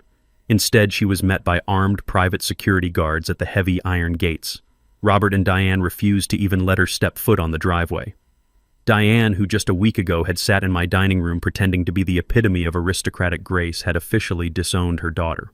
Chelsea was informed by the head of security that she had been written out of the family trust entirely, and that any further attempts to contact her parents would result in a trespassing charge and a restraining order. The family that prided itself on perfect appearances had surgically excised her like a cancerous tumor. She had no money, no husband she could rely on, no home, and absolutely no family. The high-stakes gambler had finally played her last chip and lost everything. The weather that weekend seemed to perfectly mirror the absolute destruction of their lives. By Sunday evening, a massive, relentless storm rolled into the city. Thunder shook the windows of my house, and heavy, freezing rain lashed against the roof. I was sitting in my living room, the fireplace casting a warm, steady glow across the hardwood floors, sipping a glass of aged bourbon. The house felt incredibly secure, a true fortress against the elements and the chaos outside. I had just turned off my reading lamp and prepared to head upstairs to bed when a sudden jarring noise cut through the sound of the pouring rain. It was not the polite standard ring of the doorbell. It was the desperate, frantic pounding of heavy fists against my thick oak front door. The knocking was relentless, accompanied by the muffled, pathetic sound of someone shouting my name through the thick wood, begging for shelter from the freezing downpour. I set my glass down on the coaster, watching the amber liquid ripple slightly from the vibrations. I knew exactly who was standing out there in the dark. I did not rush to the door. I picked up my smartphone from the side table and opened the security application. The high-definition infrared camera on my front porch illuminated the darkness with a crisp, stark clarity. The storm was violently thrashing the trees, and the rain was coming down in thick, blinding sheets. Huddled together under the small overhang of my porch were Devin and Chelsea. The visual contrast between the arrogant predators who had invaded my living room weeks ago and the pathetic, shivering creatures on my screen was staggering. They were completely soaked to the bone. Devin's once immaculate tailored suit was plastered to his skin, dripping muddy water onto my welcome mat. Chelsea looked entirely unrecognizable. Her expensive blowout was plastered flat against her skull, and her face was streaked with dark, running mascara. But the most telling detail was the luggage resting at their feet. They did not have the matching set of designer leather trunks they used for their luxury vacations. They were clutching two cheap, battered fabric suitcases that looked like they had been dragged through the mud. One of the zippers was broken, exposing a tangled mess of damp clothes. These were the panicked, chaotic bags of people who had been given exactly 60 minutes by federal marshals to pack their entire miserable lives and vacate the premises. They had likely walked several miles in this torrential downpour after a cab driver refused to take them any further without upfront cash. Devin raised his fist and pounded on the door again, looking directly up at the camera lens. His face was contorted in sheer panic. I watched them shiver in the freezing rain for another full minute, letting the absolute reality of their ruin wash over them. Then I placed my smartphone back on the coaster, stood up from my armchair, and walked slowly toward the foyer. I unlocked the primary deadbolt with a loud metallic clack and pulled the heavy oak door inward. The howling wind instantly rushed into the hallway, bringing with it the freezing spray of the storm. Before I could even say a word, Devin collapsed. His knees hit the wet concrete of the porch with a heavy thud. He did not just cry, he wailed. It was the loud, ugly, unrestrained sobbing of a man who had finally hit the absolute bottom of the abyss. "Dad, please." Devin gasped, his voice cracking and barely audible over the roaring thunder. "We have absolutely nowhere else to go. The bank took everything from us. The feds locked the doors and the credit cards are dead." My friends blocked my number, and Robert threatened to have me arrested if I stepped foot near his property. "We just need a place to sleep, just for a few nights until we can figure something out. I am begging you, Dad.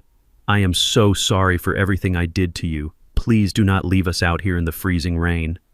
Chelsea stepped forward, pushing past her husband's kneeling form. The wealthy, arrogant socialite who had sneered at my home and threatened to lock me in an asylum was completely gone. She was trembling violently, wrapping her arms around her soaked torso in a desperate attempt to stay warm.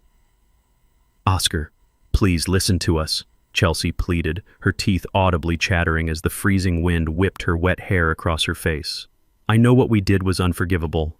I know I was horrible to you, but we are desperate and completely out of options. My parents threw me out into the street. I will do anything you ask. You do not have to lift a finger in this house ever again. I will clean your floors. I will cook every meal. I will do all your laundry and scrub the bathrooms. I will be your live-in servant. Just let us sleep in the basement. We will not be a bother, I swear to you. Just give us a roof over our heads. We have not eaten since yesterday morning. I stood tall in the doorway, perfectly dry, the warm ambient light of my hallway casting a long shadow over their shivering forms.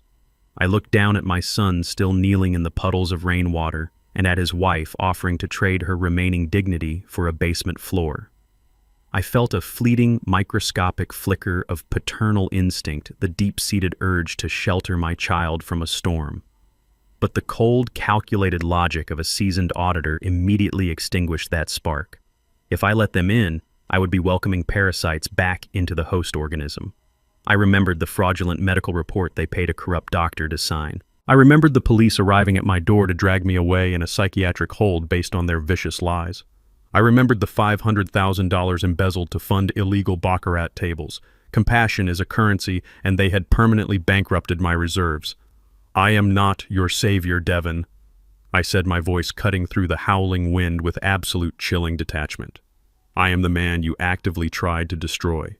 You did not come here tonight because you are genuinely sorry for the severe federal crimes you committed against your own family.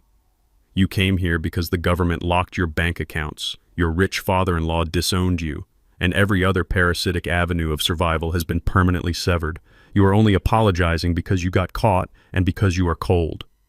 I shifted my gaze to Chelsea, who flinched visibly under my harsh stare. You stood in my living room, demanded I liquidate my entire life's work, and bragged about throwing me into the cheapest, most depressing room in a state-run nursing home. I continued, my tone as hard and unforgiving as a diamond. You wanted to gut this house and auction off my life to pay your illicit gambling debts. Now you stand on my porch offering to scrub my toilets. I do not want your hollow apologies, and I certainly do not want your servitude. My sanctuary will not be polluted by your presence. This is my house, not a refugee camp for criminals.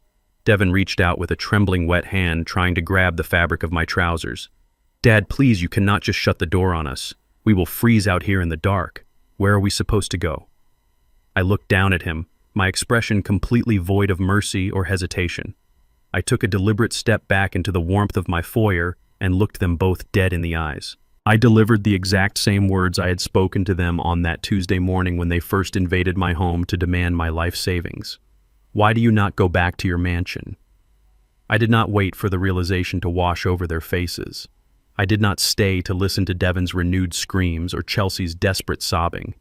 I swung the heavy oak door shut, sealing them outside in the freezing storm. The sound was incredibly final. I systematically secured the locks.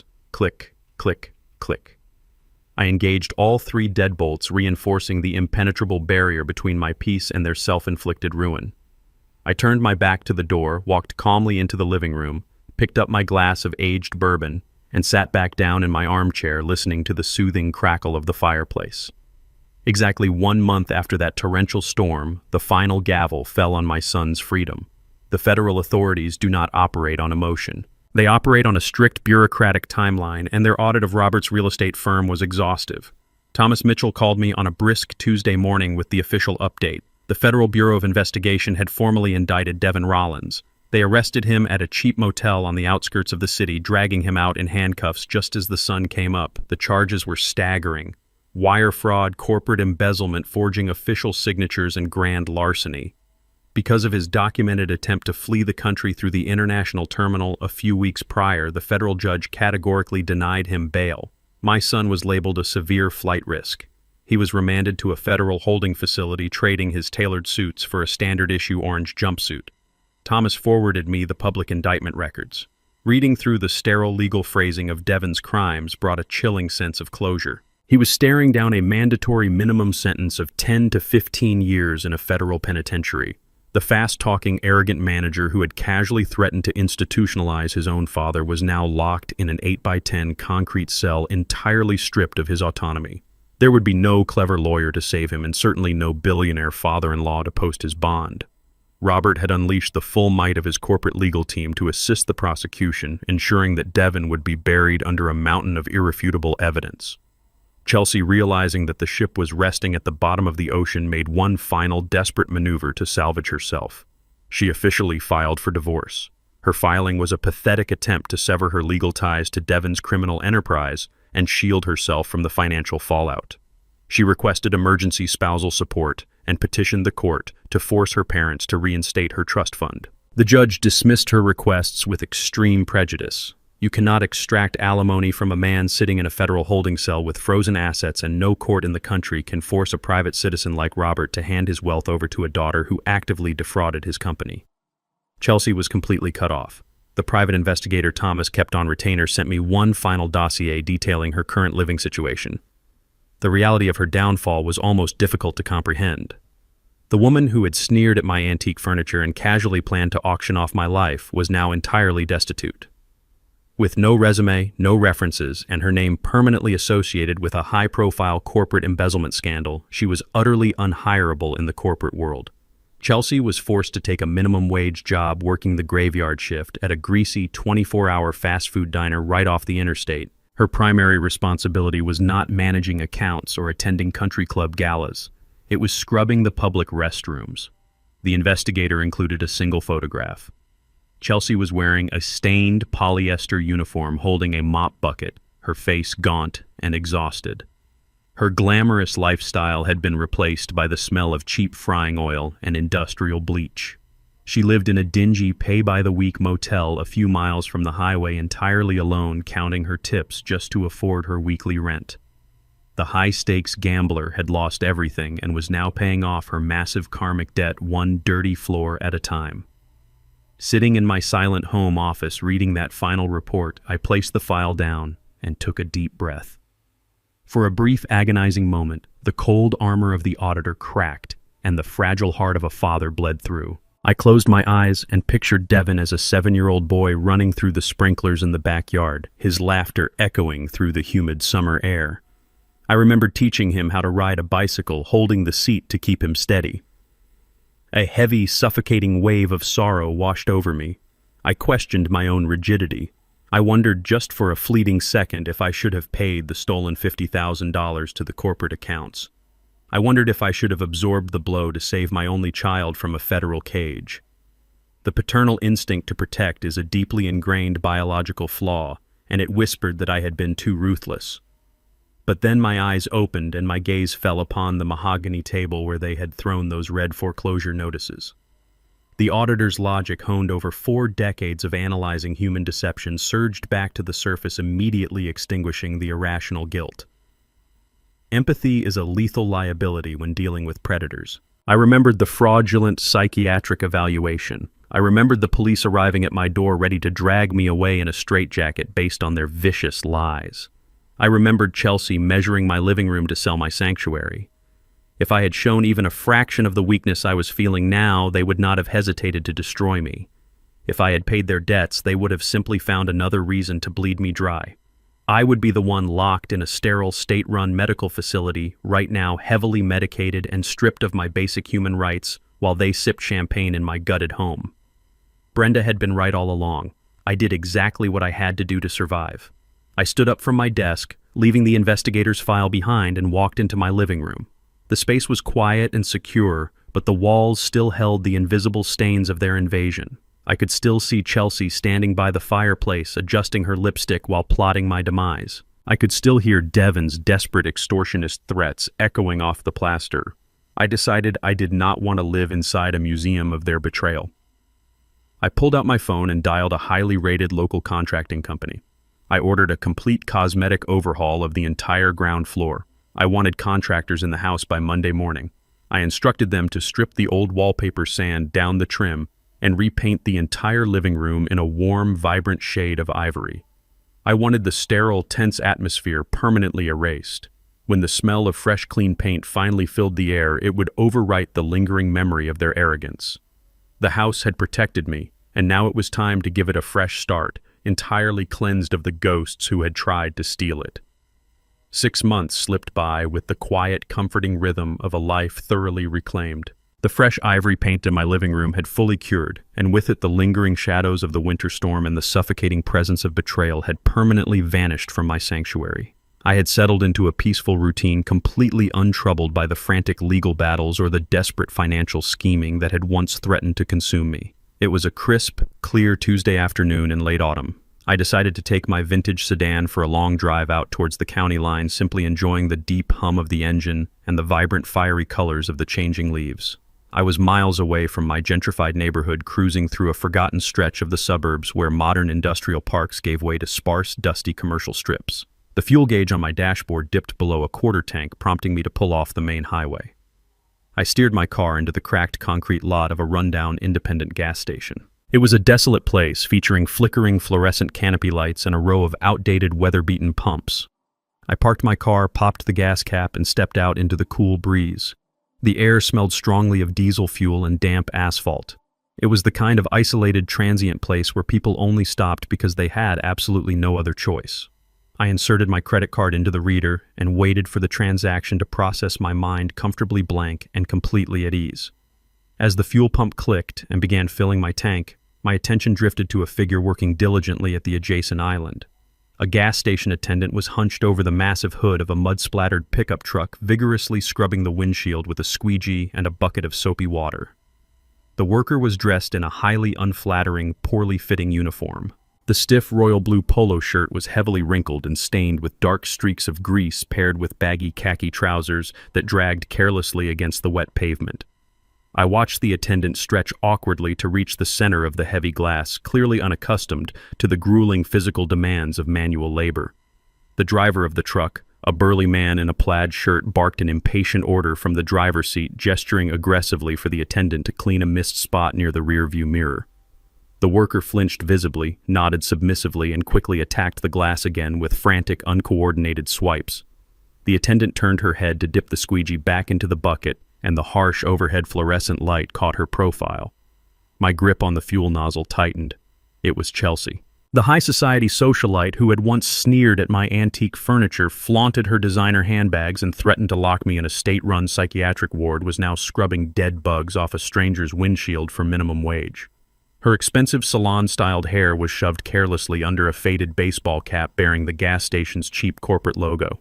Her fingernails, once perfectly manicured and painted, were chipped and grimy. The heavy designer makeup she used to wear like a suit of armor was completely gone, revealing a gaunt, exhausted face that had aged years beyond her actual age. The truck driver tossed a few loose coins onto the wet hood as a meager tip and drove off, leaving her standing in a suffocating cloud of exhaust fumes. Chelsea turned to wipe her sweating forehead with the back of her uniform sleeve. As she did, her exhausted eyes swept across the concrete lot and locked directly onto mine. The squeegee slipped from her trembling fingers, hitting the ground with a loud, wet smack. All the remaining color instantly drained from her face. She looked as though she had just seen a ghost materialize in the broad daylight. She stood completely paralyzed, her mouth slightly open, the sheer paralyzing shock of recognizing her former father-in-law rooting her feet to the spot. A lesser man might have reveled in the cruelty of the moment. He might have walked over, pointed a finger, and laughed loudly at her spectacular downfall. He might have reminded her of the opulent suburban mansion she lost, the luxury vehicles repossessed by the banks, or the federal prison cell her ex-husband currently occupied because of her gambling debts. But I am a retired auditor, and gloating is a foolish waste of energy. I had already won the war. I had absolutely nothing left to prove to the broken, shivering woman standing beside a soapy bucket. I finished pumping my gas, returned the heavy nozzle to its holster, and securely twisted my gas cap shut. I needed a bottle of water for the long drive back, so I walked calmly toward the small convenience store attached to the station. I did not alter my path to avoid her, nor did I march over to aggressively confront her. I walked with the steady, measured, unapologetic stride of a man completely at peace with his universe. Chelsea shrank back as I approached the entrance, practically pressing her spine against the metal casing of the fuel pump. She lowered her head desperately, trying to hide her face under the brim of her cheap cap, silently praying I would somehow pretend not to know her.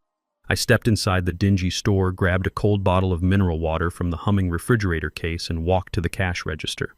I paid for my drink with a crisp $20 bill. The cashier handed me my change. I took a single $10 bill from the stack and walked back out through the sliding automatic glass doors.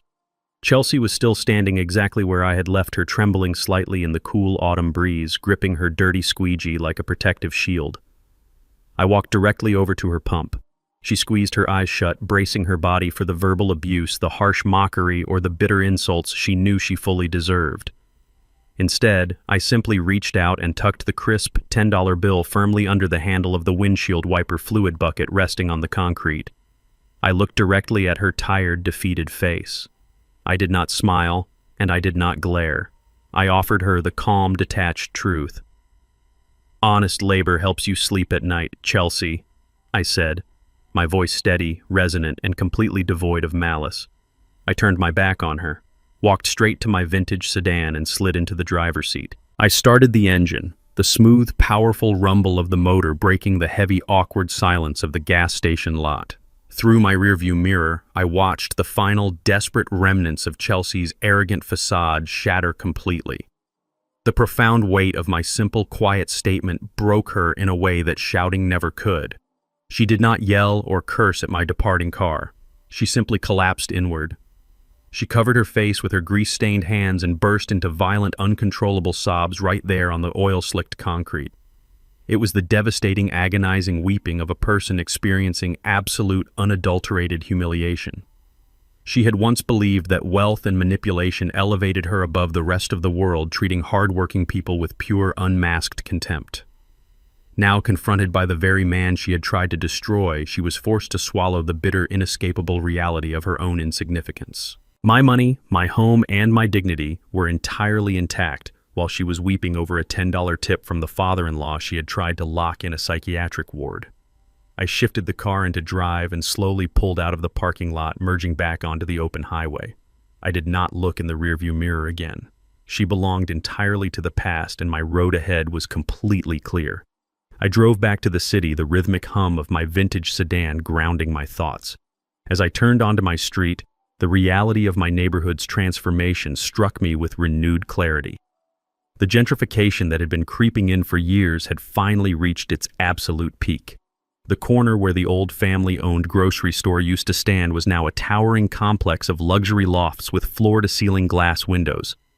The vacant lot down the block had been transformed into an artisanal coffee roaster and a boutique fitness studio. Young, affluent professionals walked their purebred dogs past my front lawn, completely unaware of the history buried beneath the pavement. My four-bedroom house, the fortress Brenda and I had purchased over 40 years ago when the city had practically abandoned this district, was now sitting squarely in the center of a real estate gold rush. The following week, out of pure financial curiosity, I invited an elite commercial appraiser to assess the property. I walked him through the updated ivory living room, the pristine kitchen, and the expansive backyard. When he handed me his final valuation report, the number printed at the bottom of the page was staggering. The property value had not just doubled, it had tripled. The sheer magnificent irony of the situation was not lost on me. The exact asset my son and his wife had desperately tried to steal to cover a $500,000 embezzlement was now worth enough to buy their sprawling suburban mansion 3 times over. They had thrown their entire lives away for a fraction of what I was currently holding. I sat at my mahogany desk that evening looking at the appraisal document. For 4 decades, this house had been my anchor. It was the place where I raised my son, where I loved my wife, and ultimately where I defended my own life against the people I trusted most. But looking at the empty guest rooms and the silent hallways, the logical mind of the auditor took over. I did not need a fortress anymore. The war was decisively won, the enemies were vanquished, and the walls had served their defensive purpose. It was time to stop guarding the past and start investing in the rest of my life. I made the decision immediately. I instructed my real estate broker to list the property.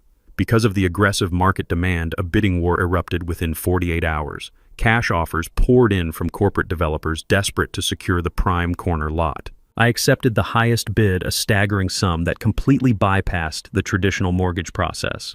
With the liquidity secured within my irrevocable trust, I turned my attention to a completely different horizon. I did not want another suburban house with a lawn to mow and empty rooms to maintain. I wanted unobstructed peace. I contacted a luxury broker on the coast and found exactly what I was looking for. It was a sprawling top-floor penthouse apartment overlooking the ocean. The space was a masterpiece of modern architecture featuring expansive glass walls, a wraparound balcony, and a panoramic view of the deep blue water.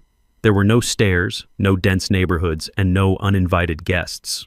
The building offered secure private elevator access and 24-hour concierge service. I purchased the penthouse outright, wiring the funds directly from the trust. Standing on the balcony of my new home, listening to the rhythmic, soothing crash of the waves against the shoreline, I felt a profound physical release.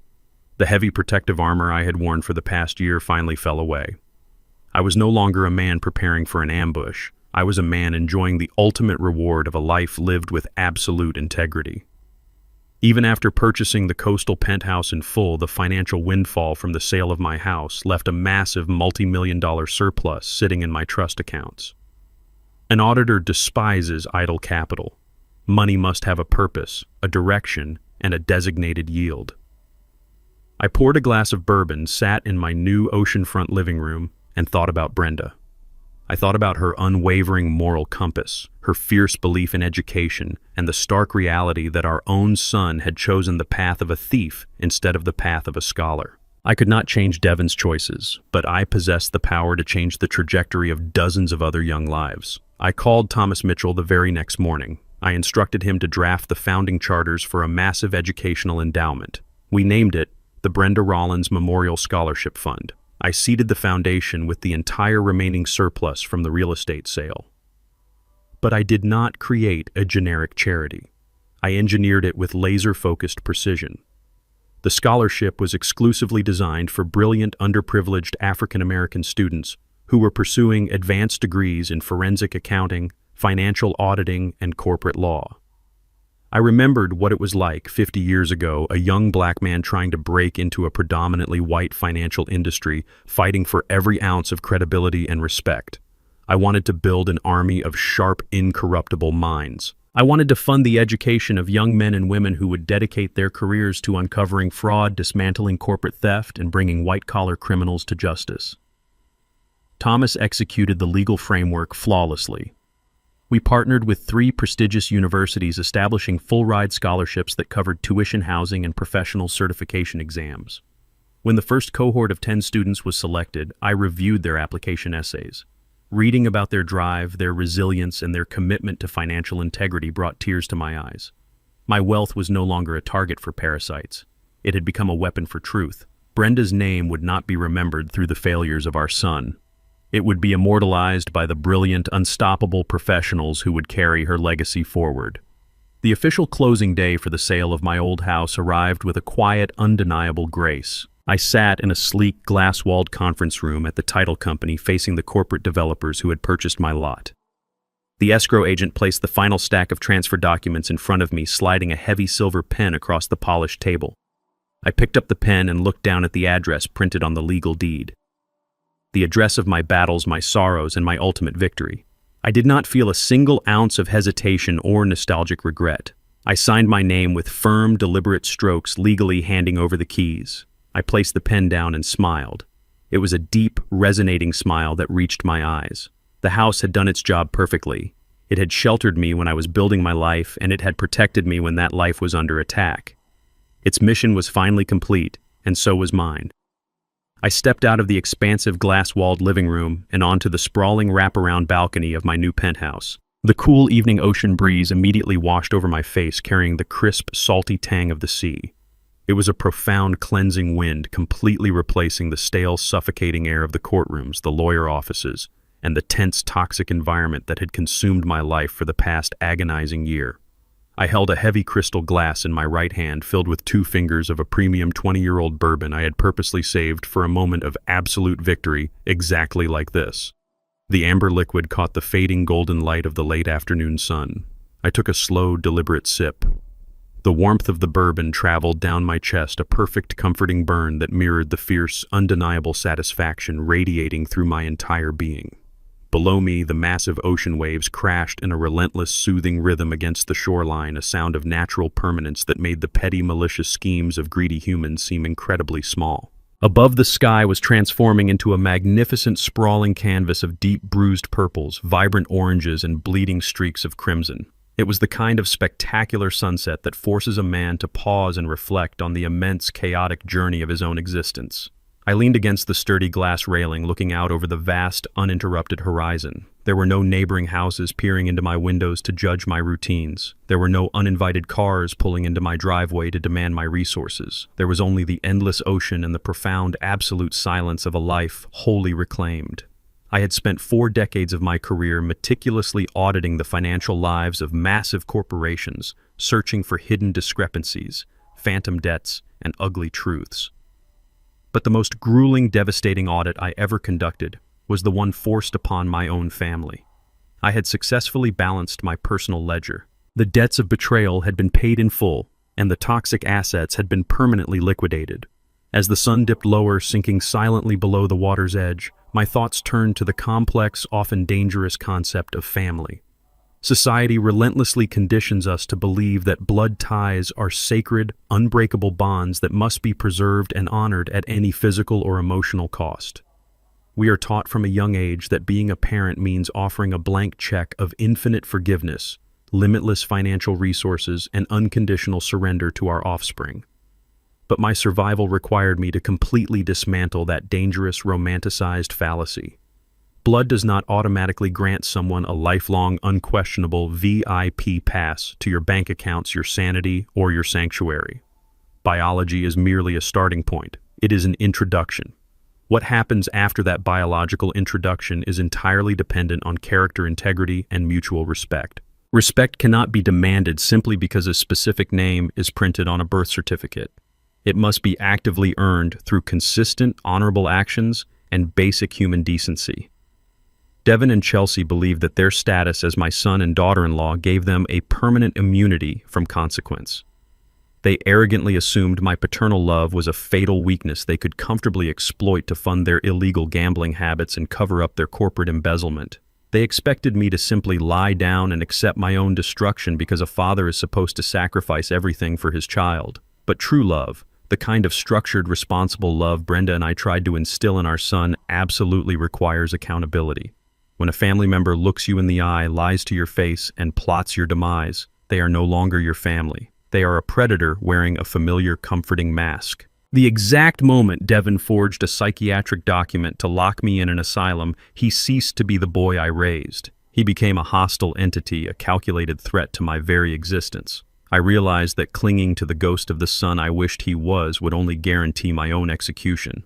To survive, I had to stop acting like a heartbroken father and start acting like a seasoned auditor. I had to evaluate the relationship based purely on the raw, undeniable data of their actions. The data proved they were completely bankrupt of morality, and so I closed their accounts permanently. If you are listening to my story right now, especially if you are in the later chapters of your own life, I want you to hear my words with absolute crystalline clarity. Do not ever allow the fear of loneliness to bully you into financing your own abuse. There are thousands of older men and women sitting in silent, miserable homes right now, quietly transferring their hard-earned savings, their pension checks, and the equity of their houses to ungrateful, entitled children. They silently endure the disrespect, the condescending eye rolls, the emotional manipulation, and the blatant financial theft, because they are terrified that if they cut off the money, their children will stop visiting them. They sacrifice their ultimate dignity just to buy a few pathetic hours of fake transactional affection. Let me tell you the harsh, undeniable truth that you must accept. If you have to pay your family to love you, they do not love you. They love your wallet. And the exact moment that wallet runs dry, they will discard you with a breathtaking, ruthless cruelty. You spent decades working, bleeding, and sacrificing to build your foundation. You earned the right to live your final years in absolute peace, surrounded by people who genuinely value your wisdom, not just your tangible assets. Do not let parental guilt be the weapon your family uses to strip you bare. You owe absolutely no one a comfortable, luxurious life if they are unwilling to work for it themselves. If your adult children are drowning in massive debts of their own reckless making, let them learn how to swim in the deep water. Rescuing them from the natural consequences of their actions only breeds a deeper, more resentful entitlement. Reclaim your power, lock your doors, secure your bank accounts, and demand the respect you inherently deserve. True lasting peace is not found in constantly appeasing toxic relatives. It is found in having the immense courage to walk away from anyone who views your kindness as a weakness to be exploited. I took the final slow sip of my bourbon, feeling the smooth, rich warmth settle deep in my chest as the last glowing sliver of the sun vanished beneath the dark ocean waves. The coastal sky turned a deep, quiet twilight, and the first bright stars began to pierce through the expanding darkness. My name is Oscar Rollins. I am 69 years old, a retired financial auditor, and a man who successfully defended his life against the very people who should have protected it. I lost a son, but I unequivocally saved my own soul. And if there is one piece of unshakable hard-earned wisdom I can leave you with tonight, it is this. Do not ever set your own house on fire just to keep people warm who are intentionally trying to freeze you to death. If my journey resonated with you, or if you have ever had to draw a hard, unforgiving line against toxic family members, let me know your thoughts and your own stories in the comments below. Please hit the like button, share this video with anyone who desperately needs to hear this message, and subscribe to the channel for more stories of resilience, boundaries, and unapologetic truth. Stay strong, protect your peace, and never apologize for surviving.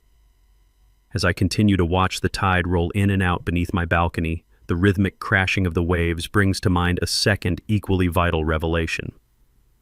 Beyond the painful understanding that blood does not automatically guarantee loyalty, there is a much deeper, more insidious trap that parents of adult children frequently fall into.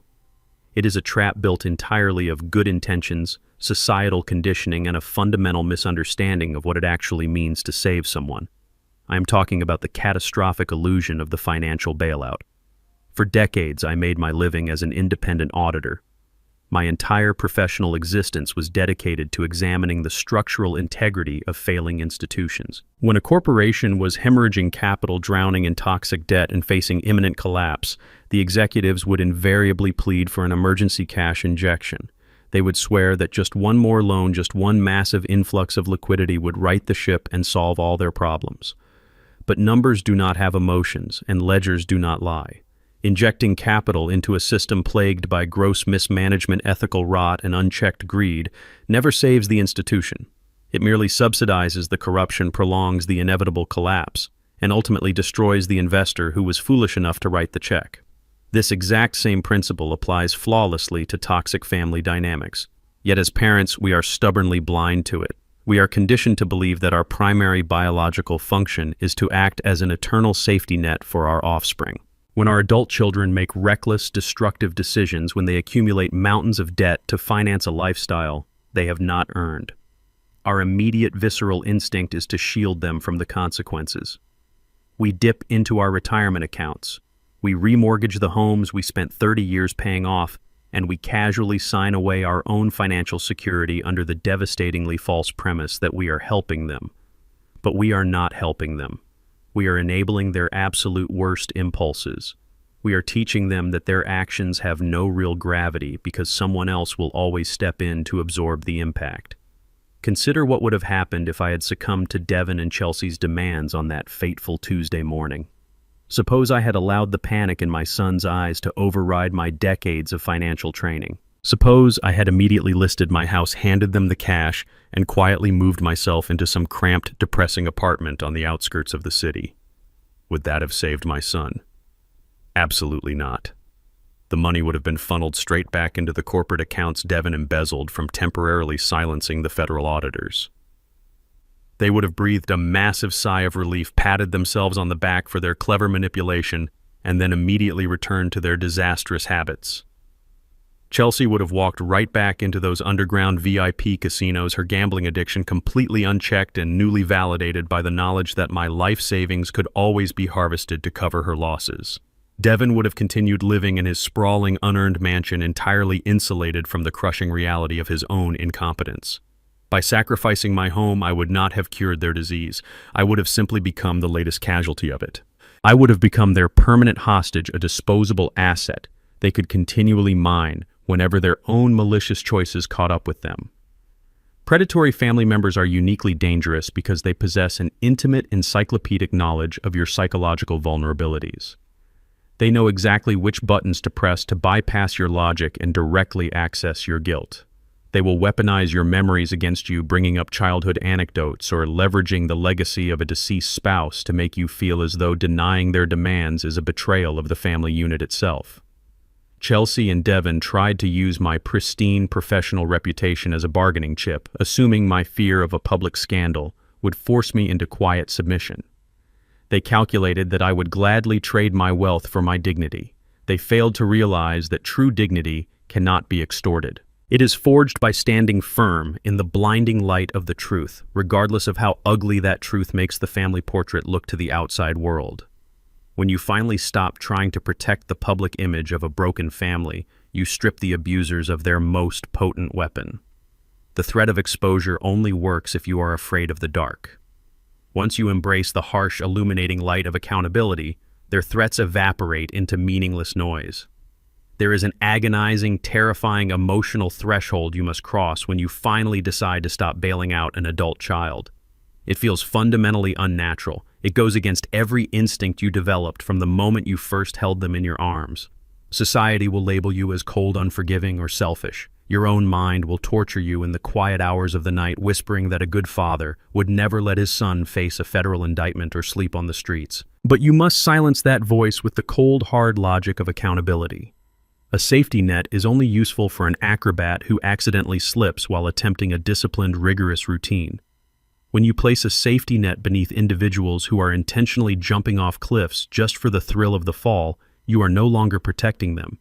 You are actively encouraging them to jump from higher, more lethal altitudes without a harness. Sometimes the most profound transformative act of love you can offer a destructive adult is the unforgiving concrete of absolute failure. Hitting rock bottom is the only catalyst powerful enough to shatter the delusion of invincibility. It is the only force capable of stripping away the arrogant entitlement that allows a son to look his father in the eye and demand his home. By locking my door that night in the freezing rain, I did not abandon Devon. I handed him over to the supreme impartial authority of consequence. I allowed him to experience the full, unfiltered weight of his own criminal decisions. If he ever hopes to rebuild his life, if he ever hopes to find redemption after his time in a federal penitentiary, it will have to be built on a foundation of his own grueling effort, not on the stolen equity of my sacrifices. We must completely redefine what it means to support our grown children. True support is not financial servitude. It is allowing them the dignity to navigate the wreckage they create. It is recognizing that your season of active parenting has definitively ended and your season of preserving your own peace has begun. Your retirement, your home, and your savings are the physical manifestations of your life's labor. They are not a communal slush fund for entitled relatives who view your aging as a convenient financial opportunity. Protect your assets with the ferocity of a soldier defending a fortress. Protect your mental health by severing ties with anyone who consistently brings chaos to your doorstep. You have earned the right to watch the sun set over a quiet ocean without carrying the crippling weight of someone else's manufactured disasters. Stand your ground. Refuse the role of the perpetual martyr and let the chips fall exactly where they have been recklessly tossed. Please remember to like this video, share it with anyone who needs the strength to set unbreakable boundaries, and subscribe to the channel for more unyielding truths.